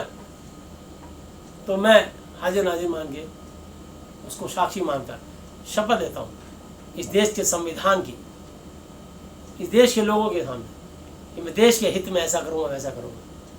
क्या शपथ याद है कि भूल गए? जब अपने देश के दस्तावेज बेचे जाते हैं, जब अपने देश से गद्दारी की जाती है, उसका कोर्ट मार्शल होता है। तो इसलिए मैं आपको बताना चाहता हूं, समझे ना, तो वो परमेश्वर, इसलिए यहाँ परमेश्वर ने तुम्हें छोड़ दिया, जो तुम्हारे अच्छा लगे वो करो। सच यही है, याद रखना, इस सच को आप बदल नहीं सकते। तो इसलिए यहाँ लिखा है, इसी कारण परमेश्वर ने उन्हें उनके मन की अभिलाषाओं के अनुसार अशुद्धता मैला होने के लिए छोड़ दिया कि वे आपस में अपने शरीरों का अनादर करें। आपस में भाई भाई के लट बजा रहा है, समझे, बाप अपनी बेटी से, ससुर अपनी बहू से मुंह काला कर रहा है। दुनिया में इतना पाप क्यों बढ़ रहा है? क्योंकि उनके पास कुबुद्धि सवार हो गई। कुबुद्धि क्यों सवार हुई? क्योंकि उन्होंने उल्टे काम करे। उन्होंने क्या उल्टा काम किया? आगे पढ़ो। क्योंकि उन्होंने परमेश्वर की सच्चाई को बदलकर झूठ बना डाला और सृष्टि की उपासना की, ना कि उस सृजनहार की जो सदा धन्य है। आमीन। यानी सृष्टि में सूरज सवेरे निकला, लोग सूरज को लोटा लेकर जल चढ़ा रहे, सूरज के आगे हाथ जोड़े, सूर्य बनाने वाले को छोड़ दिया। चंद्रमा की पूजा कर रहे हैं करवा चौथ पे कि मेरे पति की उम्र बढ़ जाए, उस चंद्रमा बनाने वाले को छोड़ दिया। परमेश्वर को गुस्सा दिला रहे। पीपल, बड़, केला, तुलसी, आम के पेड़ पौधों की पूजा कर रहे हैं, उन पेड़ पौधे बनाने वाले को छोड़ दिया। इस धरती की पूजा कर रहे हैं, धरती बनाने वाले को छोड़ दिया। ये धरती बड़ी नहीं, धरती को बनाने वाला बड़ा है। ये सूरज चंद्रमा बड़े नहीं, इनको बनाने वाला बड़ा है। ये पीपल, बड़, केला, तुलसी, आम के पेड़ पौधे बड़े नहीं, इनको बनाने वाला बड़ा है। उसको ढूंढो, वो कौन है? वो परम आदरणीय पिता यहोवा जी हैं, उनके बेटे इकलौते यीशु मसीह नासरी जी हैं। और ये महाति पवित्र शास्त्र की वाणी है जो खुलेआम सबको ये बात की शिक्षा देती है। और यहाँ लिखा है, इसलिए परमेश्वर ने नीच कामनाओं के वश में छोड़ दिया। यहाँ तक कि उनकी स्त्रियों ने भी स्वाभाविक व्यवहार को, जो उससे स्वभाव के विरुद्ध बदल डाला, वैसे ही पुरुष भी स्त्रियों के साथ स्वाभाविक व्यवहार छोड़कर आपस में कामातुर होकर जलने लगे, और पुरुषों ने पुरुषों के साथ और स्त्रियों ने स्त्रियों के साथ निर्लजता, बेशर्मी का काम करके भरम का ठीक फल पाया। समलैंगिक हो गए। स्त्री स्त्रियों से शादी कर रही, पुरुष पुरुषों से शादी कर रहे, फिर आगे धरती बढ़ेगी कैसे? परमेश्वर के नियम को दखलंदाजी मत करो। सृष्टि के बनाने वाले से मत टकराओ। जो टकराएगा वो चूर चूर होकर मर जाएगा, नाश होगा। यहाँ भी मरेगा और नर्क तो पक्का जाना पड़ेगा, क्योंकि उसने कुबुद्धि सवार होकर झूठ को फैला रहा है चंद पैसों के लिए। कब तक परमेश्वर से आप सामना करोगे, लड़ोगे? तो आगे लिखा है, और जब उन्होंने परमेश्वर को पहचानना नहीं चाहा, इसलिए परमेश्वर ने भी उन्हें उनके बेकार तुच्छ मन पर छोड़ दिया कि वे अनुचित गलत काम करें। सो वे सब प्रकार के अधर्म और दुष्टता और लोभ मतलब लालच और बैर भाव मतलब दुश्मनी से भर गए, और डहाका मतलब पक्षपात, भेदभाव और हत्या करने वाले और झगड़े लड़ाइयाँ करने वाले और छल धोखा देने वाले और ईर्ष्या जलन से भरपूर हो गए, और चुगली करने वाले, चुगलखोर और बदनाम करने वाले, और परमेश्वर के देखने में घृणित, औरों का अनादर बेइज्जती करने वाले, अभिमानी, अभिमान घमंड करने वाले, और डींगे मारने वाले, डींग मार, बुरी बुरी बातों को बनाने वाले, माता पिता की आज्ञा न मानने वाले, निर्बुद्धि, नासमझ, विश्वासघाती, धोखा देने वाले, विश्वासघात करने वाले, दया रहित, बिल्कुल रहम नहीं, और निर्दयी, कठोर हो गए। वे तो परमेश्वर की यह विधि जानते हैं कि ऐसे ऐसे काम करने वाले मृत्यु के दंड के योग्य हैं, नरक के दंड के योग्य हैं। तो भी ना केवल आप ही ऐसे काम करते हैं, बल्कि करने वालों से भी प्रसन्न होते हैं। हालेलुया। तो इसलिए मैं आपको बताना चाहता हूँ, रोमियो 2:13 पे लिखा है, क्योंकि परमेश्वर के यहाँ व्यवस्था के सुनने वाले धर्मी नहीं, परंतु इस व्यवस्था पर चलने वाले धर्मी ठहराए जाएंगे। इसलिए कहीं परमेश्वर ने नहीं लिखा कि आप क्रिश्चियन धर्म को, ईसाई धर्म को कबूल करें या उसके पास आए। मत आइए, जिसको जहाँ खुशी मिलती है वहीं रहिए, जो करना वो करिए। और याद रखिए, जब जिंदगी में तुम्हारा कहीं कोई काम नहीं बनेगा, तब यीशु के पास आके देखिए, यीशु मसीह आपके लिए काम करेंगे, क्योंकि वो सच्चे, जीवित, पवित्र, अति पवित्र और महाति पराक्रमी परमेश्वर है, और वो कल, आज और युगानी रूप से है। तो प्रभु यीशु मसीह जी अब तक के अपने जीवित वचन के पढ़े सुने जाने पर हम में से प्रत्येक को बहुत ऐसे आशीष दी। आमीन। आइए हम लोग प्रार्थना में चलेंगे।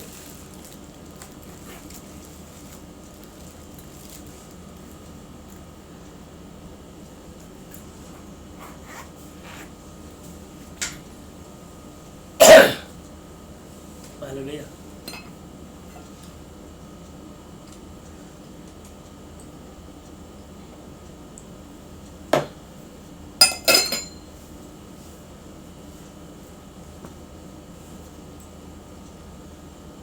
हे हमारे पिता, जो लोग प्रार्थना करके परमेश्वर के साथ रिश्ता बनाना चाहते हैं, ये बातें सच्ची और अच्छी लगती हैं, तो आप इन्हें स्वीकार कीजिए और आशीष पाइए, क्योंकि परमेश्वर आप सबको आशीष देना चाहते हैं।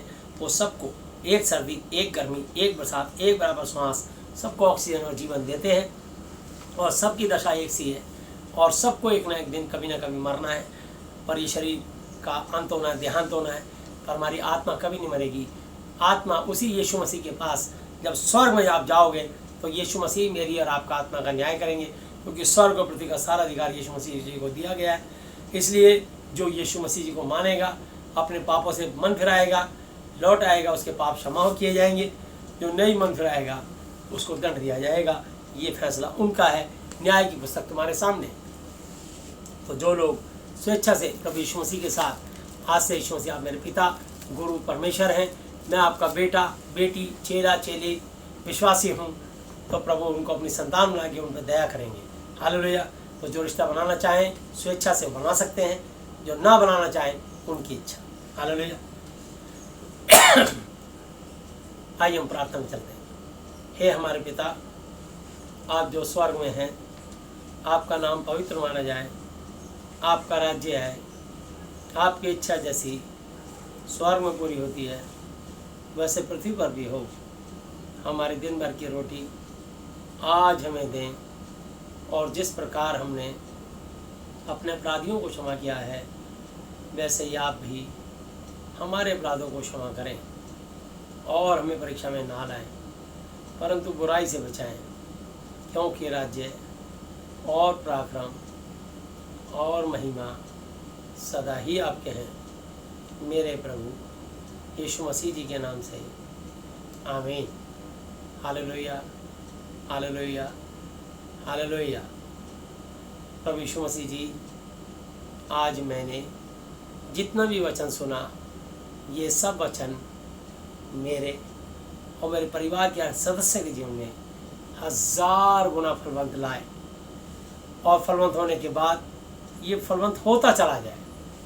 यीशु मसीह जी, आप मुझे और मेरे परिवार के हर सदस्यों को मानसिक चिंताओं से, आर्थिक समस्याओं से, शारीरिक बीमारियों से और हर तरह की अशुद्ध आत्माओं से आप मुझे और मेरे परिवार के हर सदस्य को आज़ाद, चंगा और स्वस्थ कीजिए। यीशु मसीह जी, आज मैं इस धरती पर अपने पूरे हृदय से अपने हर एक अपराधियों को क्षमा करता हूँ, और आपसे प्रार्थना, विनती और निवेदन करता हूँ कि आप भी मेरे पापों को, शरापों को, गुनाहों को, गलतियों को, जानी और अनजानी भूलों को क्षमा कीजिए। यीशु मसीह जी, आज से आप ही मेरे पिता, गुरु और परमेश्वर हो। मैं आपका बेटा, चेला और विश्वासी हूँ। आपने मेरी प्रार्थनाएं सुनी और मेरी आशीषों को स्वर्ग से रिलीज़ किया, मेरे गुनाहों से मुझे क्षमा किया। इसके लिए मैं आपको धन्यवाद देता हूँ। धन्यवाद पिता यहोवा जी, धन्यवाद प्रभु यीशु मसीह जी, धन्यवाद पवित्र आत्मा जी, मेरे प्रभु यीशु मसीह जी के नाम से, आमीन। Hallelujah, hallelujah, hallelujah. बोलो प्रभु यीशु मसीह जी की जय। यीशु मसीह जी की महिमा करें। आइए हम लोग प्रार्थना में चलेंगे। हालेलुया। प्यारे प्रभु यीशु मसीह जी, आप पवित्र पवित्र पवित्र प्रभु जी, मैं आपके पवित्र नाम से आता हूँ। धन्यवाद करता हूँ आज के इस दिन के लिए, समय के लिए, संगति के लिए। प्रभु जी, आपने अपने दासों को अधिकार दिया कि जिनके पाप तुम क्षमा करो, उनके लिए क्षमा किए गए, जिनके तुम रखो रखे गए हैं। प्रभु यीशु मसीह, स्वर्ग आपका सिंहासन, पृथ्वी आपके पांव तले की चौकी है। आपका दास तो प्रभु यीशु मसीह, आपने मुझे अपने वचनों ज्ञान से भरा, ताकि मैं इस मट्टी के शरीर से आपकी महिमा कर सकूं, आपकी सच्चाई से इस दुनिया जहान के लोगों तक आपका सच्चा सुसमाचार पहुंचा सकूं। प्रभु यीशु मसीह, मैं तो आपका एक छोटा सा संदेश वाहक, एक बर्तन, एक पात्र, एक सेवक, एक दास हूँ। आपने मेरे को प्रभु यीशु मसीह अपनी बुद्धि ज्ञान से भरा ताकि मैं आपका पैगाम, आपका संदेश, आपका सुसमाचार दुनिया के समस्त मनुष्यों को इस YouTube के इस वीडियो के द्वारा लोगों तक पहुंच सके। आज जितने लोगों ने इस वचन को सुना और आगे जीवन में जब भी सुने और जो अपने मन फिराए और पापों से तौबा करें, पश्चाताप करें और जीवित परमेश्वर आपके पीछे हो ले, आप उन पर दया करें और उनको पूर्ण चंगाई उसी घड़ी दे करके उनको नई जिंदगी प्रदान करें। चाहे वो किसी भी समस्या से जूझ रहे हों, चाहे वो कैंसर, किडनी, पैरालाइज, बोन में छेद, brain tumour, blood pressure, sugar, गठिया, एड्स, पायरी, हार्ट में ऊपरी चक्कर, आईसीयू में, कोमा में, वेंटिलेटर पे और किसी भी प्रोजेक्ट कोरोना की स्पिरिट से या किसी भी अशुद्ध आत्मा से महान पेशा जूझ रहे हो, फाइनेंशियली, फिजिकली, मेंटली, हर तरह की प्रॉब्लम से उनको उसी घड़ी निजात, छुटकारा देना और दया करना, रहम करना, तरस खाना। और प्रभु जी आप अपने जीवित होने का और अपनी सच्ची वाणी का प्रमाण उनके जीवन में प्रकट करके अपनी सच्चाई अनुग्रह के द्वारा दिखाना। प्रभु जी हम विनती करता हूँ, धन्यवाद करता हूँ। आपका वचन सच्चा है, आकाश और पृथ्वी टल जाएंगे परंतु आपका वचन, आपकी बातें कभी न टलेंगी। मैं धन्यवाद करता हूँ प्रभु यीशु मसीह, आज का वचन प्रति के जीवन में 1000 गुना फल लाए और लाता रहे। मैं प्रार्थना करता हूँ दुनिया के तमाम मनुष्यों के लिए, हर एक प्रभु जी मनुष्य से पाप शराबों को तोड़ता हूँ, हर एक पाप शराब को क्षमा करता हूँ यीशु मसीह। मैं विनती करता हूँ प्रभु जी धरती पर जितनी भी कंट्रियाँ हैं, सारी कंट्रियों को, राष्ट्रपतियों को, प्रधानमंत्रियों को, उनके मंत्रिमंडल को, वहाँ पे निवास करने वाले एक एक निवासियों को आपके चरणों में लाता हूँ। प्रत्येक को आशीष दीजिए और प्रभु यीशु मसीह उन्हें चंगा स्वस्थ कीजिए, विशेषकर कोरोना नाम की दुष्ट आत्मा से। इसके अलावा दुनिया में जितनी तरह की बीमारियां हैं, हर एक शैतान की ईवल स्पिरिट से आप उनको आज़ाद करें और चंगा स्वस्थ करें और अपने वचन से छू के, अपने लहू से धो करके, जो आपने कलवरी के क्रूस पे समस्त मनुष्य जाति के लिए बहाया, शुद्ध और पवित्र करके नई जिंदगी प्रदान करें यीशु मसीह। मैं प्रार्थना करता हूँ अपने भारत देश के लिए, विशेषकर अपने भारत के महामहिम राष्ट्रपति महोदय, उपराष्ट्रपति जी, प्रधानमंत्री जी और प्रभु यीशु मसीह महान प्रेषक, गृह मंत्री, रक्षा मंत्री जी, वित्त मंत्री, प्रभु यीशु मसीह, ट्रांसपोर्ट मिनिस्टर, कृषि मंत्री, स्वास्थ्य मंत्री, महान प्रेषक, जितने भी और मंत्रालय के मंत्री हैं, सारे मंत्रियों को, सारे लोकसभा राज्यसभा के एमपीओ को, महान प्रेषक जितने भी महान प्रेषक जल सेना, थल सेना, वायु सेना अध्यक्ष, उनके परिवारों को, उनके अंडर में जितनी भी प्रभु जी फोर्सेस आती हैं, एक एक जवान को जो देश की सीमाओं पर दिन रात सर्दी गर्मी बरसात में तैयार रहते हैं, तैनात रहते हैं, उन सबको सुरक्षित रखना, कोरोना से बचा के रखना, देश में दुश्मनों की गोलियों से बचा के रखना, उनकी ज़िंदगी को सलामत रखना। प्रभु जी हम चाहते हैं उनकी किसी की जान को कोई हानि ना हो, सब हमारे जवान सुरक्षित रहें। प्रभु जी हम प्रार्थना करते हैं उनके परिवार के एक एक जन को आशीष दें, दीर्घायु से तृप्त करें। हम प्रार्थना करते हैं प्रभु यीशु से जितने भी देश के चीफ जस्टिस हैं, इसके अलावा प्रभु यीशु जितने भी जजेस हैं, जितने भी प्रभु जी वकील हैं, महान पेशा जितने भी महान पेशा, हम प्रार्थना करते हैं प्रभु यीशु जितने IAS IPS अधिकारी हैं, जितने भी हमारी देश के अंदर प्रभु जी मुख्यमंत्री हैं और प्रभु जी MLA काउंसलर हैं, महान पेशा जितने ही प्रभु जी उनके मंत्रिमंडल में हैं, जितने प्रभु यीशु से राज्यपाल उपराज्यपाल हैं, महान पेशा उन सबको आपके चरणों में लाते हैं। प्रार्थना करते हैं कि वो सुरक्षित रखें। महान पेशा जितने देश के प्रति हमारे महान पेशा इंडियन एयरलाइंस, एयर इंडिया, महान पेशा जितने भी महान पेशा हमारे उस कंपनी से जुड़े हुए जहाज़ के काम में प्रभु जितने लोग हवाई मार्ग से सेवा करते हैं, उनकी सारी कंपनियों को एक एक जन को सुरक्षित रखें। जितने प्रभु जी रेल विभाग के लोग हैं, ट्रेन चलाते हैं, ट्रेन से जुड़े संबंधित रेल विभाग को सुरक्षित रखें। जितने भी प्रभु यीशु मसीह महान पेशा रोडवेज और DTC की बसें और प्राइवेट ट्रक्स चलाते हैं, आयात निर्यात का साधन इधर से उधर सामान ले आते हैं, प्रभु जी उन सबको, जितने टैक्सी चलाने वाले, मानो ओला उबर वाले और प्रभु जी लोकल टैक्सी चलाने वाले, महान पेशा एक एक प्रभु यीशु मसीह ऑटो चलाने वाले, ई रिक्शा चलाने वाले, एक एक जन को आप सुरक्षित रखें। प्रभु जी कोरोना वायरस से बचा कर रखें। देश का लॉकडाउन खोला, प्रभु जी हम धन्यवाद करते हैं। हमने बहुत समय से प्रार्थनाएं कर रहे थे, आपने प्रभु जी 8 तारीख से लॉकडाउन को खोल दिया। प्रभु जी 8 जून 2020 से आपने खोला, इसके लिए हम धन्यवाद करते हैं। प्रभु जी आज 10 मई प्रभु जी 2020 के हम धन्यवाद करते हैं कि प्रभु जी आज 3 दिन से लॉकडाउन खुल चुका है। हम प्रार्थना करते हैं कि कोरोना वायरस किसी को छूने और प्रभु यीशु मसीह महान पेशा द्वारा किसी की जान को हानि ना पहुंचाए, इससे किसी की जान ना जाए। प्रभु जी कोरोना की स्पिरिट जड़ से हम खंडन करते हैं, तोड़ते हैं और यीशु के नाम से बांधते हैं। लोग अंदर से भय निकलने पाए, लोग निर्भीक होकर काम करें, लोग आपका भय माने, अपने पापों से फिरे। आज प्रभु जी सारा प्रचार इन सच्ची बातों के लिए बताया गया जिससे आपको जलन होती है। परमेश्वर आप आत्मा हो और आप चाहते हो कि लोग आपका वचन आत्मा और सच्चाई से करें, क्योंकि परमेश्वर आप अपने लिए ऐसी रात को ढूंढते हो, लेकिन कोई सत्य जताने वाला बताने वाला नहीं है। प्रभु आज आपने मेरे को इतना महान बेशा मेरे मुंह में आपने अपने वचन डाले और मैंने प्रभु जी इनको सच्चाई और खराई से महान बेशा देश और दुनिया में इस आज प्रचार के माध्यम से मैंने पहुंचा दिया, ताकि सुनने वाले पे अनुग्रह आशीष हो और जो लोग पापों से पश्चाताप करें, तौबा करें, अपनी गलतियों से मन फिराएं, उनको उसी घड़ी चंगाई मिल जाए यीशु के नाम में। धन्यवाद यीशु मसीह। प्रार्थना करता हूँ प्रभु यीशु मसीह, जितने भी प्रभु vice chancellor, professor, principal, teachers और स्टूडेंट हैं, जितने भी प्रभु यीशु मसीह मान पेशा देश के डॉक्टर्स, नर्सिस और उनके अंडर में जितने प्रति हेल्थ से जुड़े हुए लोग हैं, जितने पुलिस कर्मचारी और सफाई कर्मचारी और प्रभु यीशु मसीह सिक्योरिटी गार्ड वाले, मान पेश हम प्रार्थना करते हैं प्रभु जितने IAS IPS अधिकारी हैं, जितने प्रभु जी बैंक कर्मचारी, विद्युत विभाग के कर्मचारी, जल बोर्ड निगम के कर्मचारी, जितने भी शॉपकीपर्स हैं और महान पेशा प्रार्थना करते हैं विशेषकर परचून वाले और प्रभु जी बेकरी वाले, फल फ्रूट वाले, सब्जी वाले, जितने धोबी मोची नाई हैं, जितने भी प्रभु यीशु मसीह हमारे प्रभु जी देश के अंदर प्रभु यीशु मसीह जो जेलों में कैद हैं, मान पेशा उन कैद खाने से उनको छुड़ाए प्रभु यीशु मसीह, जितने प्रभु पाल खानों में कैद हैं उनको ठीक करके उनको प्रभु जी आप वहाँ से रिहा करें।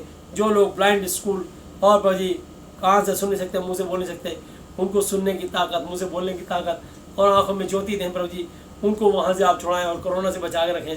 प्रभु जी हम प्रार्थना करते हैं प्रभु यीशु मसीह अपने देश के एक एक नागरिक को आपके हाथों में सौंपते हैं। महान प्रेशर हम प्रार्थना करते हैं प्रभु यीशु मसीह, और महान प्रेशर जितने भी महान प्रेशर कारपेंटर हैं, जितने भी प्लम्बर हैं, जितने इलेक्ट्रीशियन हैं, जितने राजमिस्त्री हैं, जितने भी प्रभु यीशु मसीह, इसके अलावा प्रभु यीशु जो बहनें जिनकी अभी तक कोख नहीं खुली, यीशु उनके कोख को खोलते हैं, जिनके प्रभु पति में कोई कमी है उनके पति के बीज को रिलीज करते हैं यीशु के नाम से।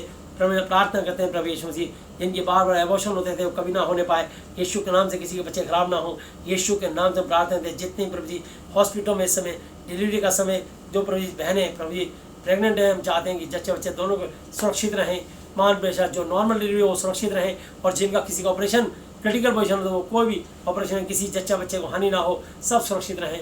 हम दुआ करते हैं प्रभु यीशु मसीह, मान पेशा अपने देश के एक एक निवासी को आपके चरणों पर लाते हैं, मान पेशा सबको आशीष दीजिए।